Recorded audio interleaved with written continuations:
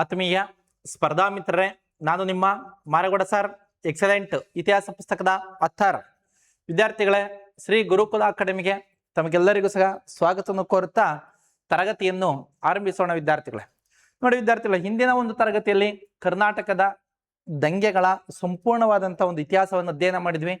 ಈ ಒಂದು ತರಗತಿಯಲ್ಲಿ ನಾವು ಕರ್ನಾಟಕದ ಏಕೀಕರಣವನ್ನ ಸಂಪೂರ್ಣವಾಗಿ ಅಧ್ಯಯನ ಮಾಡೋಣ. ವಿದ್ಯಾರ್ಥಿಗಳೇ, ಕರ್ನಾಟಕದ ಏಕೀಕರಣ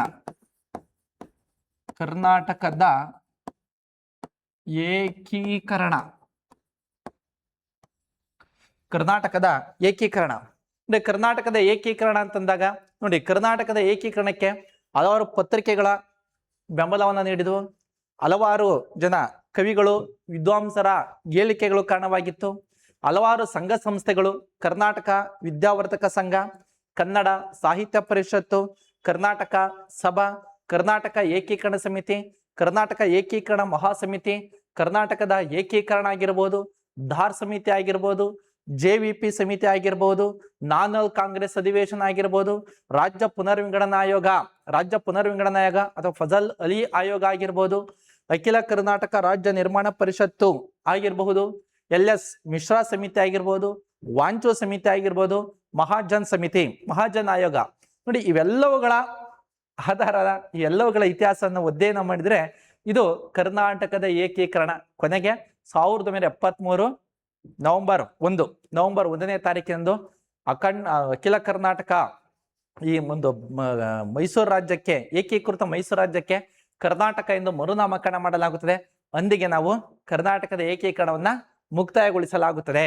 ನೋಡಿ ವಿದ್ಯಾರ್ಥಿಗಳೇ, ಹೀಗಾಗಿ ಈ ಒಂದು ಕರ್ನಾಟಕದ ಏಕೀಕರಣಕ್ಕೆ ಕರ್ನಾಟಕದಲ್ಲಿ ಹಲವಾರು ಪತ್ರಿಕೆಗಳು, ಕವಿಗಳ, ವಿದ್ವಾಂಸರು ಮತ್ತು ಸಂಘ ಸಂಸ್ಥೆಗಳು, ಹೀಗೆ 3 ಭಾಗಗಳಾಗಿ ಅಧ್ಯಯನ ಮಾಡ್ತೇವೆ. ಪ್ರಥಮ ಬಾರಿಗೆ ಪತ್ರಿಕೆಗಳ ಮೂಲಕ ನೋಡಿ, ಕರ್ನಾಟಕದ ಏಕೀಕರಣಕ್ಕೆ ಹಲವಾರು ಜನರು ಹಲವು ಸ್ಥಳಗಳಿಂದ ಹಲವಾರು ಪತ್ರಿಕೆಗಳು ಉದಯ ಆಗ್ತವೆ. ಈ ಪತ್ರಿಕೆಗಳು ಕರ್ನಾಟಕದ ಏಕೀಕರಣಕ್ಕೆ ಹೇಗೆ ಸಹಾಯಕವಾಗಿದ್ದವೋ ಎಂಬ ಒಂದು ಅಂಶ ಅಂದಾಗ ಮೈಸೂರಿನಿಂದ ಸಾಧ್ವಿ ಎಂಬ ಪತ್ರಿಕೆ ಜಾರಿಯಾಯಿತು. ನೋಡಿ, ಮೈಸೂರಿನಿಂದ ಸಾಧ್ವಿ ಎಂಬ ಪತ್ರಿಕೆಯನ್ನ ಬಿಡುಗಡೆ ಮಾಡಲಾಗ್ತದೆ. ನೋಡಿ, ಮೈಸೂರಿನಿಂದ ಸಾಧ್ವಿ. ಮಂಗಳೂರಿನಿಂದ ಮಂಗಳೂರು ಸಮಾಚಾರ, ಮಂಗಳೂರು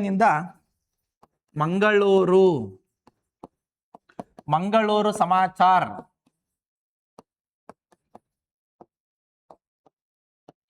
ನೋಡಿ, ಮಂಗಳೂರಿನಿಂದ ಮಂಗಳೂರು ಸಮಾಚಾರ ಎಂಬ ಪತ್ರಿಕೆ ಉದಯ ಆಯಿತು.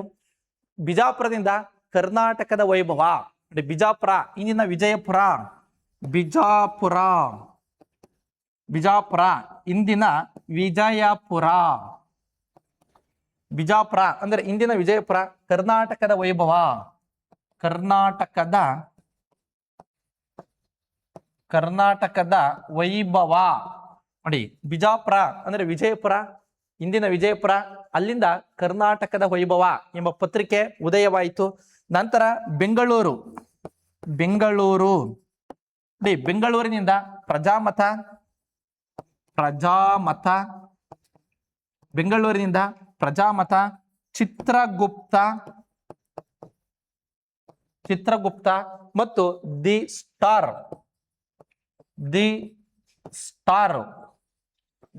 ಸ್ಟಾರ್ ಎಂಬ ಪತ್ರಿಕೆಗಳು ಉದಯವಾದವು. ನೋಡಿ, ಮೈಸೂರಿನಿಂದ ಸಾಧ್ವಿ, ಮಂಗಳೂರಿನಿಂದ ಮಂಗಳೂರು ಸಮಾಚಾರ, ಬಿಜಾಪುರ ಅಂದ್ರೆ ಇಂದಿನ ವಿಜಯಪುರ, ಕರ್ನಾಟಕದ ವೈಭವ ಎಂಬ ಪತ್ರಿಕೆ, ಬೆಂಗಳೂರಿನಿಂದ ಪ್ರಜಾಮತ, ಚಿತ್ರಗುಪ್ತ, ದಿ ಸ್ಟಾರ್ ಎಂಬ ಪತ್ರಿಕೆಗಳು ಉದಯವಾದವು. ಹುಬ್ಬಳ್ಳಿಯಲ್ಲಿ ಜೈ ಹಿಂದ್,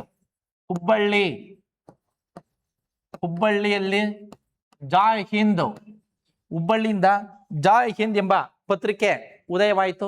ಉಡುಪಿಯಿಂದ ಸತ್ಯಾಗ್ರಹಿ, ಲೋಕಬಂಧು, ಉಡುಪಿಯಿಂದ ಸತ್ಯಾಗ್ರಹಿ,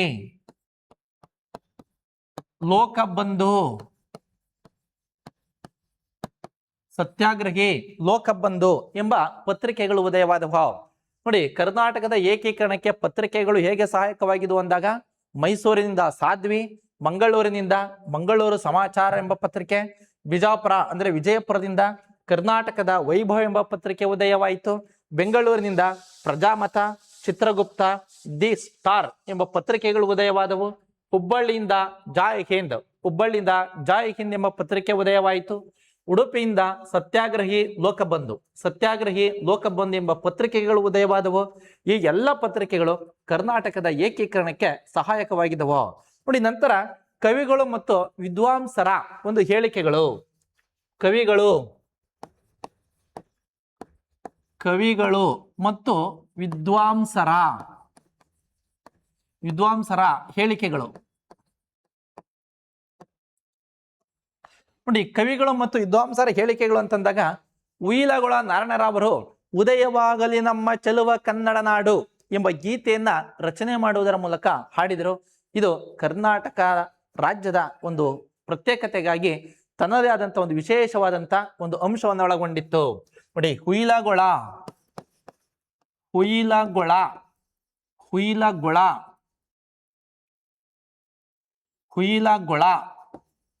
ನಾರಾಯಣ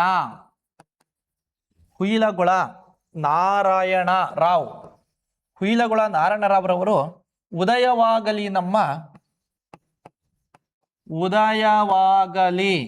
ನಮ್ಮ ಚಲುವ ಕನ್ನಡ ನಾಡು, ಉದಯವಾಗಲಿ ನಮ್ಮ ಚಲುವ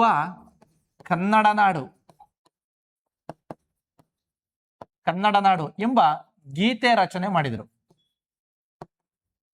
ನೋಡಿ ವಿದ್ಯಾರ್ಥಿಗಳೇ, ಉಯಿಲಗೊಳ ನಾರಾಯಣರಾವರು ಉದಯವಾಗಲಿ ನಮ್ಮ ಚೆಲುವ ಕನ್ನಡ ನಾಡು, ಉದಯವಾಗಲಿ ನಮ್ಮ ಚೆಲುವ ಕನ್ನಡ ನಾಡು ಎಂಬ ಗೀತೆಯನ್ನ ರಚನೆ ಮಾಡಿದರು. ನೋಡಿ, ಈ ಉಯಿಲಗೊಳ ನಾರಾಯಣರಾವರ ಈ ಉದಯವಾಗಲಿ ನಮ್ಮ ಚೆಲುವ ಕನ್ನಡ ನಾಡು ಎಂಬ ಗೀತೆಯನ್ನ ಬೆಳಗಾವಿ ಕಾಂಗ್ರೆಸ್ ಅಧಿವೇಶನದಲ್ಲಿ 1924 ಬೆಳಗಾವಿ ಕಾಂಗ್ರೆಸ್ ಅಧಿವೇಶನದಲ್ಲಿ ಸ್ವಾಗತ ಗೀತೆಯಾಗಿ ಗಂಗೂಬಾಯಿ ಹಾನಗಲ್ ಆಡ್ತಾರೆ. ನೋಡಿ, 1924 ಬೆಳಗಾವಿ ಕಾಂಗ್ರೆಸ್ ಅಧಿವೇಶನದಲ್ಲಿ ಗಂಗೂಬಾಯಿ ಹಾನಗಲ್ ಅವರು ಸ್ವಾಗತ ಗೀತೆಯಾಗಿ ಆಡ್ತಾರೆ. ನೋಡಿ, ಇದನ್ನ ಉದಯವಾಗಲಿ ನಮ್ಮ ಚೆಲುವ ಕನ್ನಡ ನಾಡು ಎಂಬ ಗೀತೆಯನ್ನ 1924 ಬೆಳಗಾವಿ ಕಾಂಗ್ರೆಸ್ ಅಧಿವೇಶನದಲ್ಲಿ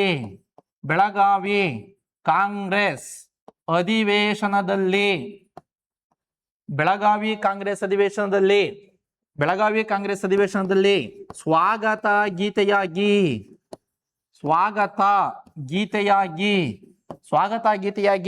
ಗಂಗೂಬಾಯಿ ಹಾನಗಲ್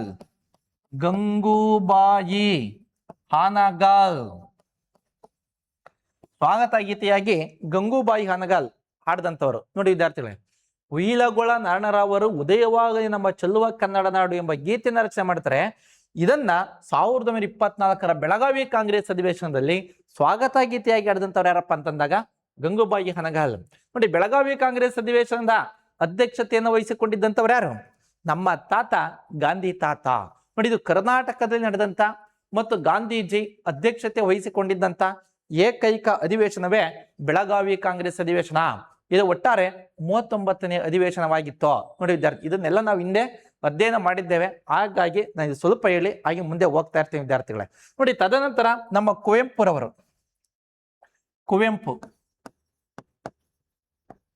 ಕುವೆಂಪುರವರು ಜೈ ಭಾರತ ಜನನೀಯ ತನುಜಾತೆ. ನೋಡಿ ವಿದ್ಯಾರ್ಥಿಗಳೇ, ಕುವೆಂಪುರವರು ಯಾವುದನ್ನ ರಚನೆ ಮಾಡಿದಂಥವರು? ಕುವೆಂಪುರವರು ಜೈ ಭಾರತ ಜನನೀಯ ತನುಜಾತೆ, ಜೈ ಭಾರತ ಜನನೀಯ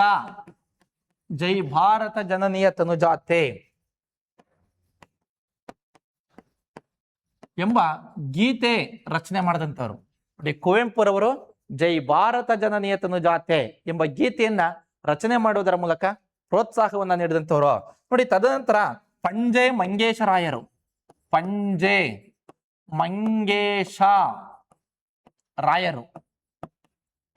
ನೋಡಿ, ಪಂಜೆ ಮಂಗೇಶರಾಯರು ತಾಯೆ ಬಾರೆ ಮೊಗವ ತೋರೆ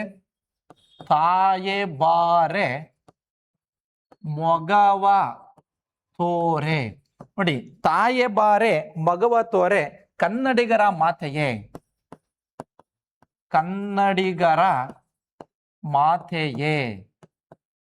ನೋಡಿ, ತಾಯೆ ಬಾರೆ ಮಗವ ತೋರೆ ಕನ್ನಡಿಗರ ಮಾತೆಯೇ. ನಮ್ಗೆ ಹೇಳಕ್ ಬರಲ್ಲ ವಿದ್ಯಾರ್ಥಿಗಳೇ, ಇವೆಲ್ಲ ಕನ್ನಡ ರಾಜ್ಯೋತ್ಸವ ಬಂದಾಗ ಆಡ್ತಾ ಇರ್ತಾರೆ, ಮತ್ತೆ ಟಿವಿ ನ್ಯೂಸ್ ಎಲ್ಲದನ್ನು ಇವು ಬರ್ತಾ ಇರ್ತಾವಲ್ಲ ಅವು ವಿದ್ಯಾರ್ಥಿಗಳೇ. ತಾಯೆ ಬಾರೆ ಮಗವತೋರೆ ಕನ್ನಡಿಗರ ಮಾತೆಯೇ ಹರಸುತ್ತಾಯೇ. ಹರಸುತ್ತಾಯೇ ನೋಡಿ, ಹರಸುತ್ತಾಯೇ ಅಂದ್ರೆ ನಮ್ಗೆ ಒಳ್ಳೇದನ್ನ ಆಶೀರ್ವಾದ ಮಾಡುವಂತ. ನಂತರ ಸುತರಕಾಯೇ, ಹರಸುತ್ತಾಯೇ, ಸುತಾರಕಾಯೇ, ಹರಸುತ್ತಾಯೇ, ಸುತರಕಾಯೇ, ನಮ್ಮ ಜನ್ಮದಾತೆಯೇ, ನಮ್ಮ ಜನ್ಮದಾತೆಯೇ ಎಂಬ ಗೀತೆ ರಚನೆ ಮಾಡ್ತಾರೆ. ಗೀತೆ ರಚನೆ ಮಾಡ್ತಾರೆ ನೋಡಿ. ಪಂಜೆ ಮಂಗೇಶರಾಯರು ತಾಯೆ ಬಾರೆ ಮಗುವ ತೋರೆ ಕನ್ನಡಿಗರ ಮಾತಿಗೆ ಹರಸುತ್ತಾಯೇ ಸುತರಕಾಯೇ ನಮ್ಮ ಜನ್ಮದಾತೆಯೇ, ಜನ್ಮದಾತೆಯೇ ಎಂಬ ಗೀತೆಯನ್ನ ರಚನೆ ಮಾಡಿದಂತವ್ರೆ ಏನಮ್ಮ, ಪಂಜೆ ಮಂಗೇಶರಾಯರು ನೋಡಿ. ತದನಂತರ ಶಾಂತಕವಿ, ಶಾಂತಕವಿ ನೋಡಿ. ಈ ನಮ್ಮ ಶಾಂತಕವಿಯವರು ರಕ್ಷಿಸು ಕರ್ನಾಟಕ ದೇವಿ, ರಕ್ಷಿಸು ಕರ್ನಾಟಕ ದೇವಿ,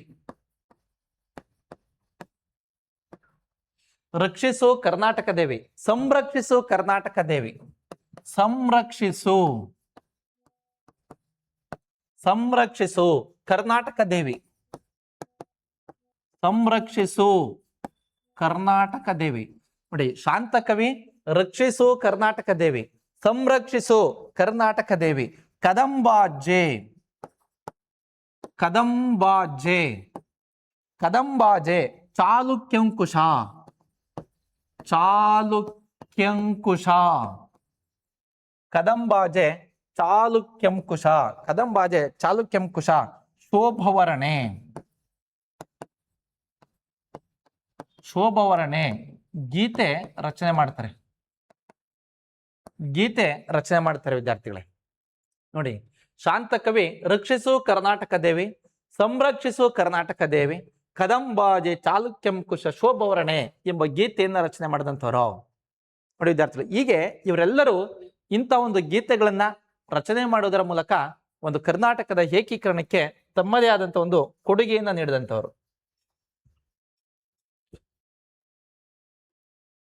ನೋಡಿ, ಕರ್ನಾಟಕದ ಏಕೀಕರಣಕ್ಕೆ ಪತ್ರಿಕೆಗಳು ಹೇಗೆ ಸಹಾಯ ಮಾಡಿದ್ವು ಅಂದಾಗ, ಮೈಸೂರಿನಿಂದ ಸಾಧ್ವಿ, ಮಂಗಳೂರಿನಿಂದ ಮಂಗಳೂರು ಸಮಾಚಾರ, ಬಿಜಾಪುರ ಅಂದ್ರೆ ವಿಜಯಪುರದಿಂದ ಕರ್ನಾಟಕದ ವೈಭವ, ಬೆಂಗಳೂರಿನಿಂದ ಪ್ರಜಾಮತ, ಚಿತ್ರಗುಪ್ತ, ದಿ ಸ್ಟಾರ್, ಹುಬ್ಬಳ್ಳಿಯಿಂದ ಜಾಯ್ ಹಿಂದ್, ಉಡುಪಿಯಿಂದ ಸತ್ಯಾಗ್ರಹಿ, ಲೋಕಬಂಧು, ಸತ್ಯಾಗ್ರಹಿ, ಲೋಕಬಂಧು ಎಂಬ ಪತ್ರಿಕೆಗಳು. ಕವಿಗಳು ಮತ್ತು ವಿದ್ವಾಂಸರ ಹೇಳಿಕೆಗಳು ಅಂತಂದಾಗ ಉಯಿಲಗುಳ ನಾರಾಯಣರಾವರು ಉದಯವಾಗಲಿ ನಮ್ಮ ಚೆಲುವ ಕನ್ನಡ ನಾಡು ಎಂಬ ಗೀತೆಯನ್ನು ರಚನೆ ಮಾಡ್ತಾರೆ. ಇದನ್ನ 1924ರ ಬೆಳಗಾವಿ ಕಾಂಗ್ರೆಸ್ ಅಧಿವೇಶನದಲ್ಲಿ ಸ್ವಾಗತ ಗೀತೆಯಾಗಿ ಗಂಗೂಬಾಯಿ ಹಾನಗಲ್ ಹಾಡ್ತಾರೆ. ಕುವೆಂಪುರವರು ಜೈ ಭಾರತ ಜನನಿಯ ತನುಜಾತೆ ಎಂಬ ಗೀತೆಯನ್ನ ರಚನೆ ಮಾಡಿದಂಥವ್ರು. ಪಂಜೆ ಮಂಗೇಶರಾಯರು ತಾಯೆ ಬಾರೆ ಮಗವ ತೋರೆ ಕನ್ನಡಿಗರ ಮಾತೆಯೇ ಹರಸುತ್ತಾಯೆ ಸುತರಕಾಯೆ ನಮ್ಮ ಜನ್ಮದಾತೆ ಎಂಬ ಗೀತೆಯನ್ನ ರಚನೆ ಮಾಡಿದಂಥವ್ರು. ಶಾಂತಕವಿ ರಕ್ಷಿಸು ಕರ್ನಾಟಕ ದೇವಿ, ಸಂರಕ್ಷಿಸು ಕರ್ನಾಟಕ ದೇವಿ, ಕದಂಬಾಜೆ ಚಾಲುಕ್ಯಂಕುಶ ಶೋಭವರ್ಣೆ ಎಂಬ ಗೀತೆಯನ್ನ ರಚನೆ ಮಾಡಿದರು ನೋಡಿ. ಇವರೆಲ್ಲ ಈ ಒಂದು ಕವಿಗಳು, ವಿದ್ವಾಂಸರು, ಪತ್ರಿಕೆಗಳು ಕರ್ನಾಟಕದ ಏಕೀಕರಣಕ್ಕೆ ಸಹಾಯಕವಾಗಿದ್ದವು ನೋಡಿ. ತದನಂತರ ಸಂಘ ಸಂಸ್ಥೆಗಳು ಹೇಗೆ ಸಹಾಯಕವಾಗಿದ್ದವು ನೋಡಿ. ಸಂಘ ಸಂಸ್ಥೆಗಳು ನೋಡಿ, ಒಂದು ಸಂಘ ಸಂಸ್ಥೆಗಳು ಸಹ ಕರ್ನಾಟಕದ ಏಕೀಕರಣಕ್ಕೆ ಸಹಾಯಕವಾಗಿದ್ದವು ಅಂದಾಗ, ಕರ್ನಾಟಕ ವಿದ್ಯಾವರ್ತಕ ಸಂಘವನ್ನು ಸ್ಥಾಪನೆ ಮಾಡಲಾಯಿತು ನೋಡಿ. ಕರ್ನಾಟಕ ವಿದ್ಯಾವರ್ಧಕ ಸಂಘ, ಕರ್ನಾಟಕ ವಿದ್ಯಾವರ್ಧಕ ಸಂಘ 1890 ನೋಡಿ ವಿದ್ಯಾರ್ಥಿಗಳೇ. ಕರ್ನಾಟಕ ವಿದ್ಯಾವರ್ಧಕ ಸಂಘವನ್ನ 1890ರಲ್ಲಿ ಸ್ಥಾಪನೆ ಮಾಡಿದಂತವರೇ ಹನುಮಂತರಾವ್ ದೇಶಪಾಂಡೆ ನೋಡಿ. 1890ರಲ್ಲಿ ಕರ್ನಾಟಕ ವಿದ್ಯಾವರ್ಧಕ ಸಂಘವನ್ನ ಸ್ಥಾಪನೆ ಮಾಡಿದಂತವರು ಸ್ಥಾಪಕರು ಹನುಮಂತರಾವ್ ದೇಶಪಾಂಡೆ ನೋಡಿ. ಸ್ಥಾಪನೆ ಮಾಡಿದಂತವ್ರು ಯಾರು? ಹನುಮಂತರಾವ್ ದೇಶಪಾಂಡೆ. ಆದ್ರೆ ಎಲ್ಲಿ ಸ್ಥಾಪನೆ ಮಾಡಿದರೋ? ಧಾರವಾಡದಲ್ಲಿ. ಸ್ಥಳ ಧಾರವಾಡದಲ್ಲಿ ಸ್ಥಳ ಧಾರವಾಡದಲ್ಲಿ. ಅಧ್ಯಕ್ಷ ಕೆ ಶಾಮರಾವ್. ನೋಡಿ, ಕರ್ನಾಟಕ ವಿದ್ಯಾವರ್ಧಕ ಸಂಘವನ್ನ 1890ರಲ್ಲಿ ಸ್ಥಾಪನೆ ಮಾಡಿದಂತವ್ರು ಯಾರಪ್ಪ ಅಂದಾಗ ಹನುಮಂತರಾವ್ ದೇಶಪಾಂಡೆ. ಎಲ್ಲಿ ಸ್ಥಾಪನೆ ಮಾಡಿದರು ಅಂತಂದಾಗ ಧಾರವಾಡದಲ್ಲಿ ಸ್ಥಾಪನೆ ಮಾಡಿದರು. ಇದರ ಅಧ್ಯಕ್ಷತೆಯನ್ನು ವಹಿಸಿಕೊಂಡಿದ್ದಂಥವ್ರು ಯಾರಪ್ಪ ಅಂದಾಗ ಕೆ ಶಾಮರಾವ್. ನೋಡಿ, ಹಾಗಾದ್ರೆ ಕರ್ನಾಟಕ ವಿದ್ಯಾವರ್ಧಕ ಸಂಘದ ಸ್ಥಾಪನೆ ಮೂಲ ಉದ್ದೇಶ ಕನ್ನಡ ಸಾಹಿತ್ಯಗಳ ರಚನೆಗೆ ಪ್ರೋತ್ಸಾಹ ನೀಡುವುದು. ನೋಡಿ, ಕನ್ನಡ ಸಾಹಿತ್ಯ ರಚನೆಗೆ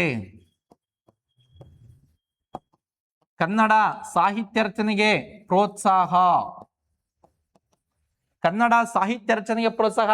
ಕನ್ನಡ ಗ್ರಂಥ ರಚನೆಗೆ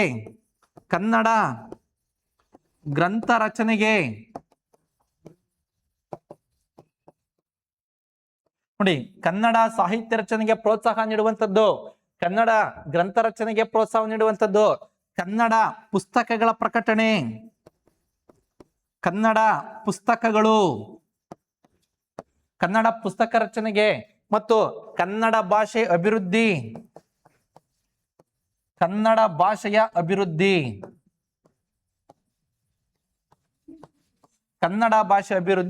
ಇದಿಷ್ಟು ಸಹ ಈ ನಮ್ಮ ಕರ್ನಾಟಕ ವಿದ್ಯಾವರ್ಧಕ ಸಂಘದ ಮೂಲ ಉದ್ದೇಶವಾಗಿತ್ತು.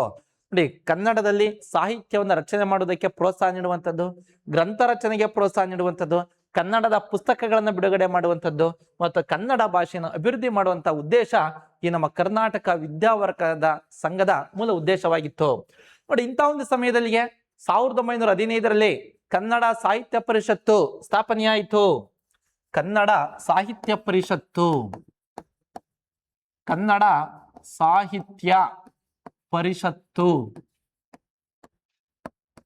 ನೋಡಿ, ಕನ್ನಡ ಸಾಹಿತ್ಯ ಪರಿಷತ್ತು ಯಾವಾಗ ಸ್ಥಾಪನೆ?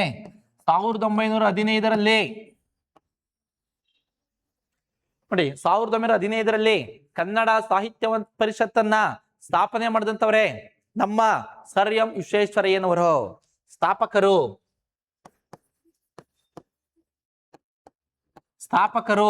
ಸರ್ ಎಂ ವಿಶ್ವೇಶ್ವರಯ್ಯನವರು.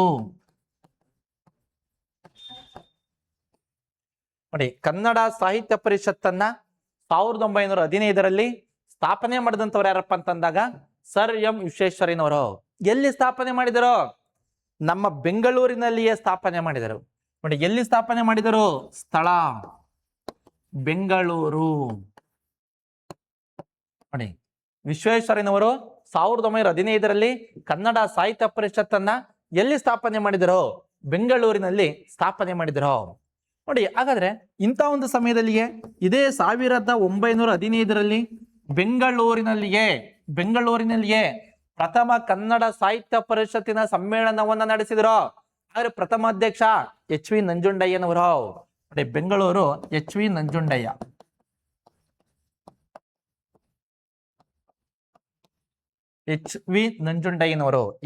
ನಂಜುಂಡಯ್ಯನವರು. ನೋಡಿ ವಿದ್ಯಾರ್ಥಿಗಳೇ, 1915ರಲ್ಲಿ ಬೆಂಗಳೂರಿನಲ್ಲಿ ಎಚ್ ವಿ ನಂಜುಂಡಯ್ಯನವರು ಪ್ರಥಮ ಕನ್ನಡ ಸಾಹಿತ್ಯ ಸಮ್ಮೇಳನದ ಅಧ್ಯಕ್ಷತೆಯನ್ನು ವಹಿಸಿಕೊಂಡಿದ್ದಂಥವರು. ಹಾಗಾದ್ರೆ ಕನ್ನಡ ಸಾಹಿತ್ಯ ಪರಿಷತ್ತನ್ನ ನಮ್ಮ ಸರ್ ಎಂ ವಿಶ್ವೇಶ್ವರಯ್ಯನವರು ಸ್ಥಾಪನೆ ಮಾಡಲು ಮೂಲ ಉದ್ದೇಶ ಕನ್ನಡ ಸಾಹಿತ್ಯ ರಚನೆಗೆ ಪ್ರೋತ್ಸಾಹ. ಕನ್ನಡ ಸಾಹಿತ್ಯ ರಚನೆಗೆ ಪ್ರೋತ್ಸಾಹ ನೀಡಬೇಕು. ಕನ್ನಡ ಭಾಷೆಯ ಅಭಿವೃದ್ಧಿಯನ್ನು ಮಾಡಬೇಕು. ನೋಡಿ, ಕನ್ನಡದ ಪುಸ್ತಕಗಳನ್ನ ಪ್ರಕಟಣೆ ಮಾಡಬೇಕು.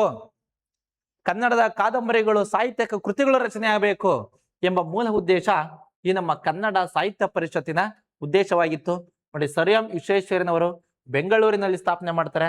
1915ರಲ್ಲಿಯೇ ಬೆಂಗಳೂರಿನಲ್ಲಿಯೇ ಪ್ರಥಮ ಕನ್ನಡ ಸಾಹಿತ್ಯ ಸಮ್ಮೇಳನವನ್ನ ಏರ್ಪಡಿಸ್ತಾರೆ. ಇದರ ಪ್ರಥಮ ಅಧ್ಯಕ್ಷತೆಯನ್ನ ವಹಿಸಿಕೊಂಡಿದ್ದಂಥವರೇ ಈ ನಮ್ಮ ಎಚ್ ವಿ ನಂಜುಂಡಯ್ಯನವರು. ಇಂಥ ಒಂದು ಸಮಯದಲ್ಲಿಯೇ ಕರ್ನಾಟಕ ಸಭಾ ಸ್ಥಾಪನೆಯಾಯಿತು. ಕರ್ನಾಟಕ ಸಭಾ 1916 ಕರ್ನಾಟಕ ಸಭಾ. ಕರ್ನಾಟಕ ಸಭಾವನ್ನ 1916ರಲ್ಲಿ ಎಲ್ಲಿ ಸ್ಥಾಪನೆ ಮಾಡಲಾಯಿತು? ಧಾರವಾಡದಲ್ಲಿ ಸ್ಥಾಪನೆ ಮಾಡಲಾಯಿತು. ಸ್ಥಳ ಧಾರವಾಡ. ಧಾರವಾಡದಲ್ಲಿ ಸ್ಥಾಪನೆ ಮಾಡಲಾಯಿತು. ನೋಡಿ, 1916ರಲ್ಲಿ ಸ್ಥಾಪನೆಯಾದಂತ ಈ ಒಂದು ಕರ್ನಾಟಕ ಸಭಾ, ಈ ಒಂದು ಕರ್ನಾಟಕ ಸಭಾದ ಒಂದು ಬೇಡಿಕೆ ಏನಾಗಿತ್ತಪ್ಪ ಅಂದಾಗ ಪ್ರತ್ಯೇಕ ರಾಜ್ಯದ ಬೇಡಿಕೆ. ಉದ್ದೇಶ ಪ್ರತ್ಯೇಕ ರಾಜ್ಯದ ಬೇಡಿಕೆಯಾಗಿತ್ತು. ನೋಡಿ ವಿದ್ಯಾರ್ಥಿಗಳೇ, 1916ರಲ್ಲಿ ಧಾರವಾಡದಲ್ಲಿ ಸ್ಥಾಪನೆಯಾದಂತ ಕರ್ನಾಟಕ ಸಭಾದ ಮೂಲ ಉದ್ದೇಶವೇನಾಗಿತ್ತು? ಪ್ರತ್ಯೇಕ ರಾಜ್ಯದ ಬೇಡಿಕೆ. ಕರ್ನಾಟಕ ಪ್ರತ್ಯೇಕ ರಾಜ್ಯವನ್ನ ನಮಗೆ ರಚನೆ ಮಾಡಿಕೊಡಿ ಎಂಬ ಮೂಲ ಉದ್ದೇಶವಾಗಿತ್ತು. ನೋಡಿ, ಇಂಥ ಒಂದು ಸಮಯದಲ್ಲಿಯೇ 1924ರಲ್ಲಿ ಬೆಳಗಾವಿ ಕಾಂಗ್ರೆಸ್ ಅಧಿವೇಶನವನ್ನ ಏರ್ಪಡಿಸಲಾಯಿತು. 1924ರಲ್ಲಿ ಬೆಳಗಾವಿ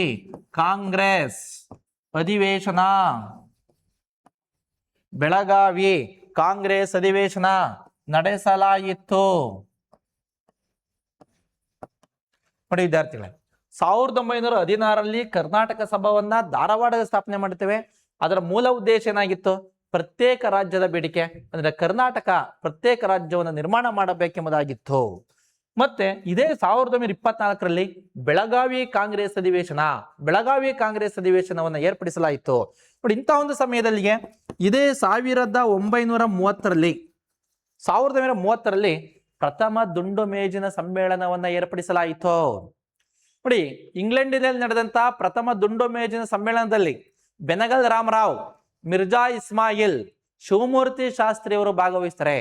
ನೋಡಿ, ಬೆನಗಲ್ ರಾಮರಾವ್, ಶಿವಮೂರ್ತಿ ಶಾಸ್ತ್ರಿ, ಮಿರ್ಜಾ ಇಸ್ಮಾಯಿಲ್ ರವರು ಇವರೆಲ್ಲರೂ ಪ್ರಥಮ ದುಂಡು ಮೇಜಿನ ಸಮ್ಮೇಳನದಲ್ಲಿ ಭಾಗವಹಿಸುವುದರ ಮೂಲಕ ಕರ್ನಾಟಕ ರಾಜ್ಯದ ಪ್ರತ್ಯೇಕ ಬೇಡಿಕೆಯನ್ನು ಸಲ್ಲಿಸಿದಂಥವ್ರು. ನೋಡಿ, 1930ರ ಪ್ರಥಮ ದುಂಡು ಮೇಜಿನ ಸಮ್ಮೇಳನದಲ್ಲಿ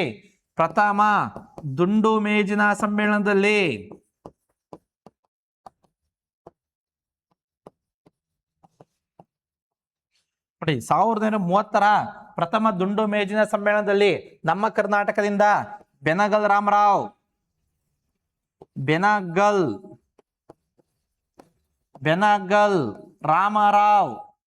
ಶಿವಮೂರ್ತಿ ಶಾಸ್ತ್ರಿ,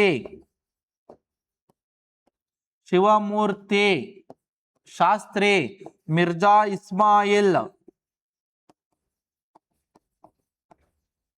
ಇಸ್ಮಾಯಿಲ್ ಇವರೆಲ್ಲ ಭಾಗವಹಿಸಿ ಕರ್ನಾಟಕ ರಾಜ್ಯದ ಪ್ರತ್ಯೇಕತೆಗಾಗಿ ಬೇಡಿಕೆಯನ್ನು ಸಲ್ಲಿಸಿದ್ರು. ನೋಡಿ ವಿದ್ಯಾರ್ಥಿಗಳೇ, ಪ್ರಥಮ ದುಂಡು ಮೇಜಿನ ಸಮ್ಮೇಳನದಲ್ಲಿ ಭಾಗವಹಿಸಂತ ಕನ್ನಡಿಗರು ಬೆನಗಲ್ ರಾಮರಾವ್, ಶಿವಮೂರ್ತಿ ಶಾಸ್ತ್ರಿ, ಮಿರ್ಜಾ ಇಸ್ಮಾಯಿಲ್.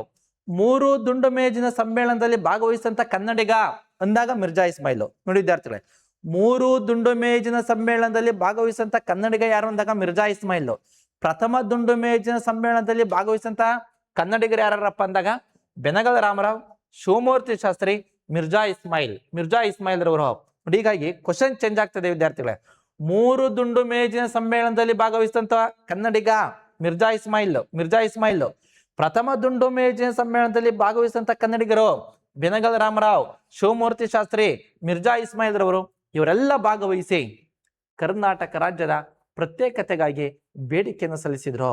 ನೋಡಿ ವಿದ್ಯಾರ್ಥಿಗಳೇ, ಇಂಥ ಒಂದು ಸಮಯದಲ್ಲಿ ಈ 1924ರಲ್ಲಿ ಬೆಳಗಾವಿ ಕಾಂಗ್ರೆಸ್ ಅಧಿವೇಶನ ನಡೀತಲ್ಲ, ಇದೇ 1924ರಲ್ಲಿ ಸಿದ್ದಪ್ಪ ಕಂಬಳಿಯವರು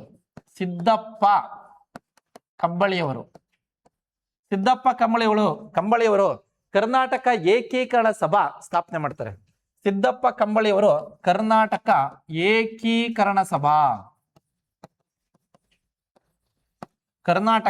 ಏಕೀಕರಣ ಸಭಾ ಸ್ಥಾಪನೆ ಮಾಡ್ತಾರೆ. ಇದೇ 1924ರಲ್ಲಿ ಬೆಳಗಾವಿ ಕಾಂಗ್ರೆಸ್ ಅಧಿವೇಶನ ನಡೀತದೆ. ಇದೇ 1924ರಲ್ಲಿ ಸಿದ್ದಪ್ಪ ಕಂಬಳಿಯವರು ಕರ್ನಾಟಕ ಏಕೀಕರಣ ಸಭಾವನ್ನ ಸ್ಥಾಪನೆ ಮಾಡಲಾಗುತ್ತದೆ. 1930ರಲ್ಲಿ ಪ್ರಥಮ ದುಂಡು ಮೇಜಿನ ಸಮ್ಮೇಳನದಲ್ಲಿ ಬೆನಗಲ್ ರಾಮರಾವ್, ಶಿವಮೂರ್ತಿ ಶಾಸ್ತ್ರಿ, ಮಿರ್ಜಾ ಇಸ್ಮಾಯಿಲ್ ಇವರೆಲ್ಲರೂ ಅಲ್ಲಿ ಭಾಗವಹಿಸಿದಾಗ ಕರ್ನಾಟಕ ರಾಜ್ಯದ ಪ್ರತ್ಯೇಕತೆಗಾಗಿ ತಮ್ಮ ಬೇಡಿಕೆಯನ್ನು ಸಲ್ಲಿಸ್ತಾರೆ. ನೋಡಿ ವಿದ್ಯಾರ್ಥಿಗಳೇ, ಹಾಗಾದ್ರೆ ಇಂಥ ಒಂದು ಸಮಯದಲ್ಲಿಯೇ ಕರ್ನಾಟಕ ಏಕೀಕರಣ ಕರ್ನಾಟಕ ಏಕೀಕರಣ ಕರ್ನಾಟಕ ಏಕೀಕರಣ ನೋಡಿ ಕರ್ನಾಟಕ ಏಕೀಕರಣ ಕರ್ನಾಟಕ ಏಕೀಕರಣ ಸಮಿತಿ ಕರ್ನಾಟಕ ಏಕೀಕರಣ ಸಮಿತಿಯನ್ನ ಸ್ಥಾಪನೆ ಮಾಡಲಾಯಿತು. ಕರ್ನಾಟಕ ಏಕೀಕರಣ ಸಮಿತಿಯನ್ನ ಯಾವಾಗ ಸ್ಥಾಪನೆ ಮಾಡಲಾಯಿತು? 1938ರಲ್ಲಿ. ಕರ್ನಾಟಕ ಏಕೀಕರಣ ಸಮಿತಿ 1938ರಲ್ಲಿ ಸ್ಥಾಪನೆ ಮಾಡಿದಂತವರೇ ಶಿವಮೂರ್ತಿ ಶಾಸ್ತ್ರಿ. ಸ್ಥಾಪಕರು ಶಿವಮೂರ್ತಿ ಶಾಸ್ತ್ರಿ. ಶಿವಮೂರ್ತಿ ಶಾಸ್ತ್ರಿ ಯಾವ ಶಿವಮೂರ್ತಿ ಶಾಸ್ತ್ರಿ ಅಂದ್ರೆ ವಿದ್ಯಾರ್ಥಿಗಳು ಇವರೇ ಪ್ರಥಮ ದುಂಡು ಮೇಜಿನ ಸಮ್ಮೇಳನದಲ್ಲಿ ನಮ್ಮ ಕರ್ನಾಟಕದಿಂದ ಭಾಗವಹಿಸಿದ್ದಂತ ಶಿವಮೂರ್ತಿ ಶಾಸ್ತ್ರಿ ಅವರು ಏನು ಕರ್ನಾಟಕದ ಪ್ರತ್ಯೇಕ ರಾಜ್ಯಕ್ಕೆ ಬೇಡಿಕೆ ಸಲ್ಲಿಸಿದ್ರಲ್ಲ, ಇವರೇ 1938ರಲ್ಲಿ ಕರ್ನಾಟಕದ ಏಕೀಕರಣ ಸಮಿತಿ ಸ್ಥಾಪನೆ ಮಾಡಿದಂಥವರು. ಆದ್ರೆ ಎಲ್ಲಿ ಸ್ಥಾಪನೆ ಮಾಡಿದರೋ? ಬೆಂಗಳೂರಿನಲ್ಲಿ ಸ್ಥಾಪನೆ ಮಾಡಿದರೋ. ಸ್ಥಳ ಬೆಂಗಳೂರು. ಎಲ್ಲಿ ಸ್ಥಾಪನೆ ಮಾಡಿದರೋ? ಬೆಂಗಳೂರಿನಲ್ಲಿ ಸ್ಥಾಪನೆ ಮಾಡಿದರೋ. ಇವರು ಜಾರಿಗೊಳಿಸಿದಂತ ಪತ್ರಿಕೆ ಸ್ವತಂತ್ರ ಕರ್ನಾಟಕ ಪತ್ರಿಕೆ. ಸ್ವತಂತ್ರ ಕರ್ನಾಟಕ. ಇವರು ಜಾರಿಗೊಳಿಸಿದಂತ ಪತ್ರಿಕೆ ಯಾವ್ದಪ್ಪ ಅಂದಾಗ ಸ್ವತಂತ್ರ ಕರ್ನಾಟಕ ಎಂಬ ಪತ್ರಿಕೆಯನ್ನ ಜಾರಿಗೊಳಿಸಿದಂತವ್ರೆ ಈ ನಮ್ಮ ಶಿವಮೂರ್ತಿ ಶಾಸ್ತ್ರಿ ಅವರು. ನೋಡಿ, ಹಾಗಾದ್ರೆ ಇವರ ಉದ್ದೇಶ ಏನಾಗಿತ್ತಪ್ಪ ಅಂದ್ರೆ ಕನ್ನಡ ಮಾತನಾಡುವ ಪ್ರದೇಶಗಳನ್ನ ಒಂದುಗೂಡಿಸಿ ಕರ್ನಾಟಕ ರಾಜ್ಯ ರಚನೆ ಮಾಡಬೇಕು. ನೋಡಿ, ಕನ್ನಡ ಮಾತನಾಡುವ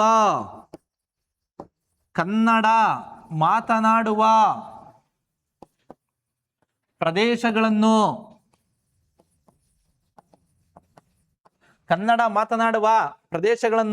ಒಂದುಗೂಡಿಸಿ ರಾಜ್ಯ ರಚನೆ ಮಾಡುವುದಾಗಿತ್ತು. ನೋಡಿ ವಿದ್ಯಾರ್ಥಿಗಳೇ, ಕರ್ನಾಟಕ ಏಕೀಕರಣ ಸಮಿತಿ 1938ರಲ್ಲಿ ಶಿವಮೂರ್ತಿ ಶಾಸ್ತ್ರಿ ಅವರು ಸ್ಥಾಪನೆ ಮಾಡ್ತಾರೆ. ಎಲ್ಲಿ ಸ್ಥಾಪನೆ ಮಾಡಿದರು? ಬೆಂಗಳೂರಿನಲ್ಲಿ. ಇವರು ಜಾರಿಗೊಳಿಸಿದಂತ ಪತ್ರಿಕೆ ಸ್ವತಂತ್ರ ಕರ್ನಾಟಕ. ಇದರ ಮೂಲ ಉದ್ದೇಶ ಕನ್ನಡ ಮಾತನಾಡುವಂತ ಪ್ರದೇಶಗಳನ್ನ ಒಂದುಗೂಡಿಸಿ ಪ್ರತ್ಯೇಕ ರಾಜ್ಯವನ್ನ ರಚನೆ ಮಾಡಬೇಕೆಂಬುದೇ ಇವರ ಮೂಲ ಉದ್ದೇಶವಾಗಿತ್ತು. ನೋಡಿ, ಹಾಗಾದ್ರೆ ಇಂಥ ಒಂದು ಸಮಯದಲ್ಲಿ ಕರ್ನಾಟಕ ಏಕೀಕರಣ ಮಹಾಸಮಿತಿ ಕರ್ನಾಟಕ ಏಕೀಕರಣ ಮಹಾಸಮಿತಿ ಕರ್ನಾಟಕ ಏಕೀಕರಣ ಮಹಾಸಮಿತಿ 1946. ನೋಡಿ ವಿದ್ಯಾರ್ಥಿಗಳೇ, ಕರ್ನಾಟಕ ಏಕೀಕರಣ ಮಹಾಸಮಿತಿ 1946. ನೋಡಿ, ಕರ್ನಾಟಕ ಏಕೀಕರಣ ಮಹಾಸಮಿತಿಯನ್ನ 1946ರಲ್ಲಿ ಸರ್ದಾರ್ ವಲ್ಲಭಭಾಯಿ ಪಟೇಲರು ಮುಂಬೈನಲ್ಲಿ ಉದ್ಘಾಟನೆ ಮಾಡಿದರು. ನೋಡಿ, 1946ರಲ್ಲಿ ಸರ್ದಾರ್ ವಲ್ಲಭಭಾಯಿ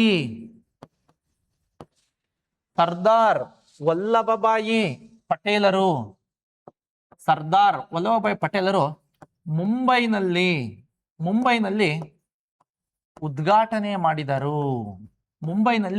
ಉದ್ಘಾಟನೆ ಮಾಡಿದರು. ನೋಡಿ, 1946ರಲ್ಲಿ ಸರ್ದಾರ್ ವಲ್ಲಭಭಾಯಿ ಪಟೇಲರು ಮುಂಬೈನಲ್ಲಿ ಕರ್ನಾಟಕ ಏಕೀಕರಣ ಮಹಾಸಮಿತಿಯನ್ನ ಉದ್ಘಾಟನೆ ಮಾಡಿದರು. ನೋಡಿ, ಕರ್ನಾಟಕ ಏಕೀಕರಣ ಮಹಾಸಮಿತಿಯನ್ನ ಉದ್ಘಾಟನೆ ಮಾಡಿದರು. ನೋಡಿ ವಿದ್ಯಾರ್ಥಿಗಳೇ, ಹಾಗಾದ್ರೆ ಇಂಥ ಒಂದು ಸಮಯದಲ್ಲಿ ಈ ಕರ್ನಾಟಕ ಏಕೀಕರಣ ಮಹಾಸಮಿತಿಯಲ್ಲಿ ಸರ್ದಾರ್ ವಲ್ಲಭಭಾಯಿ ಪಟೇಲರು ಮುಂಬೈನಲ್ಲಿ ಉದ್ಘಾಟನೆ ಮಾಡಿದಂತ ಸಮಯದಲ್ಲಿ ಅಲ್ಲಿ ಕನ್ನಡ ನಾಡಿನ ಜನತೆ ಕರ್ನಾಟಕ ರಾಜ್ಯ ರಚನೆಯ ಪ್ರತ್ಯೇಕತೆಗಾಗಿ ಅಲ್ಲಿ ಕೇಳ್ಕೊಂತಾರೆ. ಆದ್ರಲ್ಲಿ ಯಾವುದೇ ರೀತಿಯಂತ ಫಲಿತಾಂಶ ನಮಗೆ ದೊರೆಯುವುದಿಲ್ಲ. ಹಾಗಾಗಿ ವಾಪಸ್ ಬರ್ತಾರೆ. ನಂತರ ಕರ್ನಾಟಕದ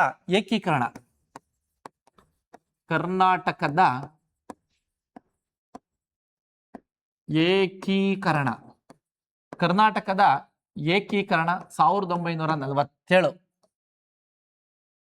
ಕರ್ನಾಟಕದ ಏಕೀಕರಣ 1947ರಲ್ಲಿ ಸ್ಥಾಪನೆ ಮಾಡಲಾಯಿತು. ಎಲ್ಲಿ ಸ್ಥಾಪನೆ ಮಾಡಲಾಯಿತು? ಕಾಸರಗೋಡು, ಅಂದ್ರೆ ಇಂದಿನ ಕೇರಳದ ಕಾಸರಗೋಡು. ಸ್ಥಳ ಕಾಸರಗೋಡು.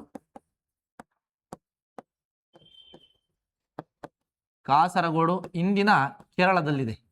ನೋಡಿ ವಿದ್ಯಾರ್ಥಿಗಳೇ, ಕಾಸರಗೋಡು ಜಿಲ್ಲೆ ನೋಡಿ, ಇದೆಲ್ಲ ಕನ್ನಡನೇ ಅಂತ ಮಾತಾಡುವಂಥದ್ದು. ಆದ್ರೆ ಬಟ್ ಏನಾಗ್ಬಿಟ್ಟೈತೆ, ಅದು ಕೇರಳ ರಾಜ್ಯಕ್ಕೆ ಸೇರ್ಪಡೆ ಆಗ್ಬಿಟ್ಟಿದೆ ವಿದ್ಯಾರ್ಥಿಗಳೇ. ಹೀಗಾಗಿ ಕರ್ನಾಟಕದ ಏಕೀಕರಣ 1947, ಸ್ಥಳ ಕಾಸರಗೋಡು, ಕೇರಳದಲ್ಲಿರುವಂಥದ್ದು. ಹಾಗಾದ್ರೆ ಈ ಒಂದು ಅಧ್ಯಕ್ಷತೆಯನ್ನು ವಹಿಸಿಕೊಂಡಿದ್ದಂಥವರು ರಂಗನಾಥ ದಿವಾಕರ್. ರಂಗನಾಥ ದಿವಾಕರ್ ಕರ್ನಾಟಕದ ಏಕೀಕರಣದ ಅಧ್ಯಕ್ಷತೆಯನ್ನ ವಹಿಸಿಕೊಂಡಿದ್ದಂಥವರೇ ರಂಗನಾಥ ದಿವಾಕರ್. ರಂಗನಾಥ ದಿವಾಕರ್ ಎಂಬುವರು. ಆದರೆ ಇದರ ಬೇಡಿಕೆ ಏನಾಗಿತ್ತು? ಏಕೀಕೃತ ಕರ್ನಾಟಕ ರಾಜ್ಯ, ಏಕೀಕೃತ ಕರ್ನಾಟಕ ರಾಜ್ಯಕ್ಕೆ ಬೇಡಿಕೆ ಸಲ್ಲಿಸುವುದಾಗಿತ್ತು. ಕರ್ನಾಟಕದ ಏಕೀಕರಣ 1947ರಲ್ಲಿ ಕಾಸರಗೋಡಿನಲ್ಲಿ ಸ್ಥಾಪನೆ ಮಾಡಲಾಗ್ತದೆ. ಇದರ ಅಧ್ಯಕ್ಷತೆಯನ್ನು ವಹಿಸಿಕೊಂಡಿದ್ದಂಥವರಂದಾಗ ರಂಗನಾಥ ದಿವಾಕರ್ ಇದು ಏನೆಂದು ಬೇಡಿಕೆ ಸಲ್ಲಿಸಿತು? ಏಕೀಕೃತ ಕರ್ನಾಟಕ ರಾಜ್ಯಕ್ಕೆ ಬೇಡಿಕೆಯನ್ನು ಸಲ್ಲಿಸಿದ್ದೆ ಈ ನಮ್ಮ ಕರ್ನಾಟಕದ ಏಕೀಕರಣ. ನೋಡಿ ವಿದ್ಯಾರ್ಥಿಗಳೇ, ಹಾಗಾದ್ರೆ ಇಂಥ ಒಂದು ಸಮಯದಲ್ಲಿ 1947 ಆಗಸ್ಟ್ 15ನೇ ತಾರೀಕು ಭಾರತ ದೇಶಕ್ಕೆ ಸ್ವಾತಂತ್ರ್ಯ ಬಂತು. ಈ ಸ್ವಾತಂತ್ರ್ಯ ಬಂದ ನಂತರ ಕೇಂದ್ರ ಸರ್ಕಾರ ನೇಮಕ ಮಾಡಿದಂತ ಪ್ರಥಮ ಆಯೋಗವೇ ದಾರ್ ಆಯೋಗ.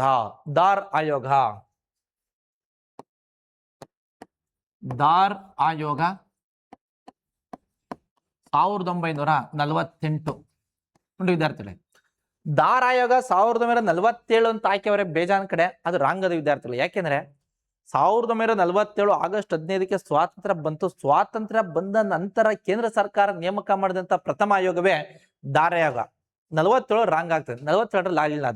ಅದಾಗಿದ್ದಾವಾಗ 48ರಲ್ಲಿ ವಿದ್ಯಾರ್ಥಿಗಳೇ. ಹಾಗಾಗಿ 48 ರೈಟ್, 47 ರಾಂಗ್ ಅದು ವಿದ್ಯಾರ್ಥಿಗಳೇ.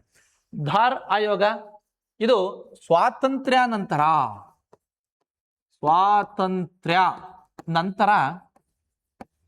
ಕೇಂದ್ರ ಸರ್ಕಾರ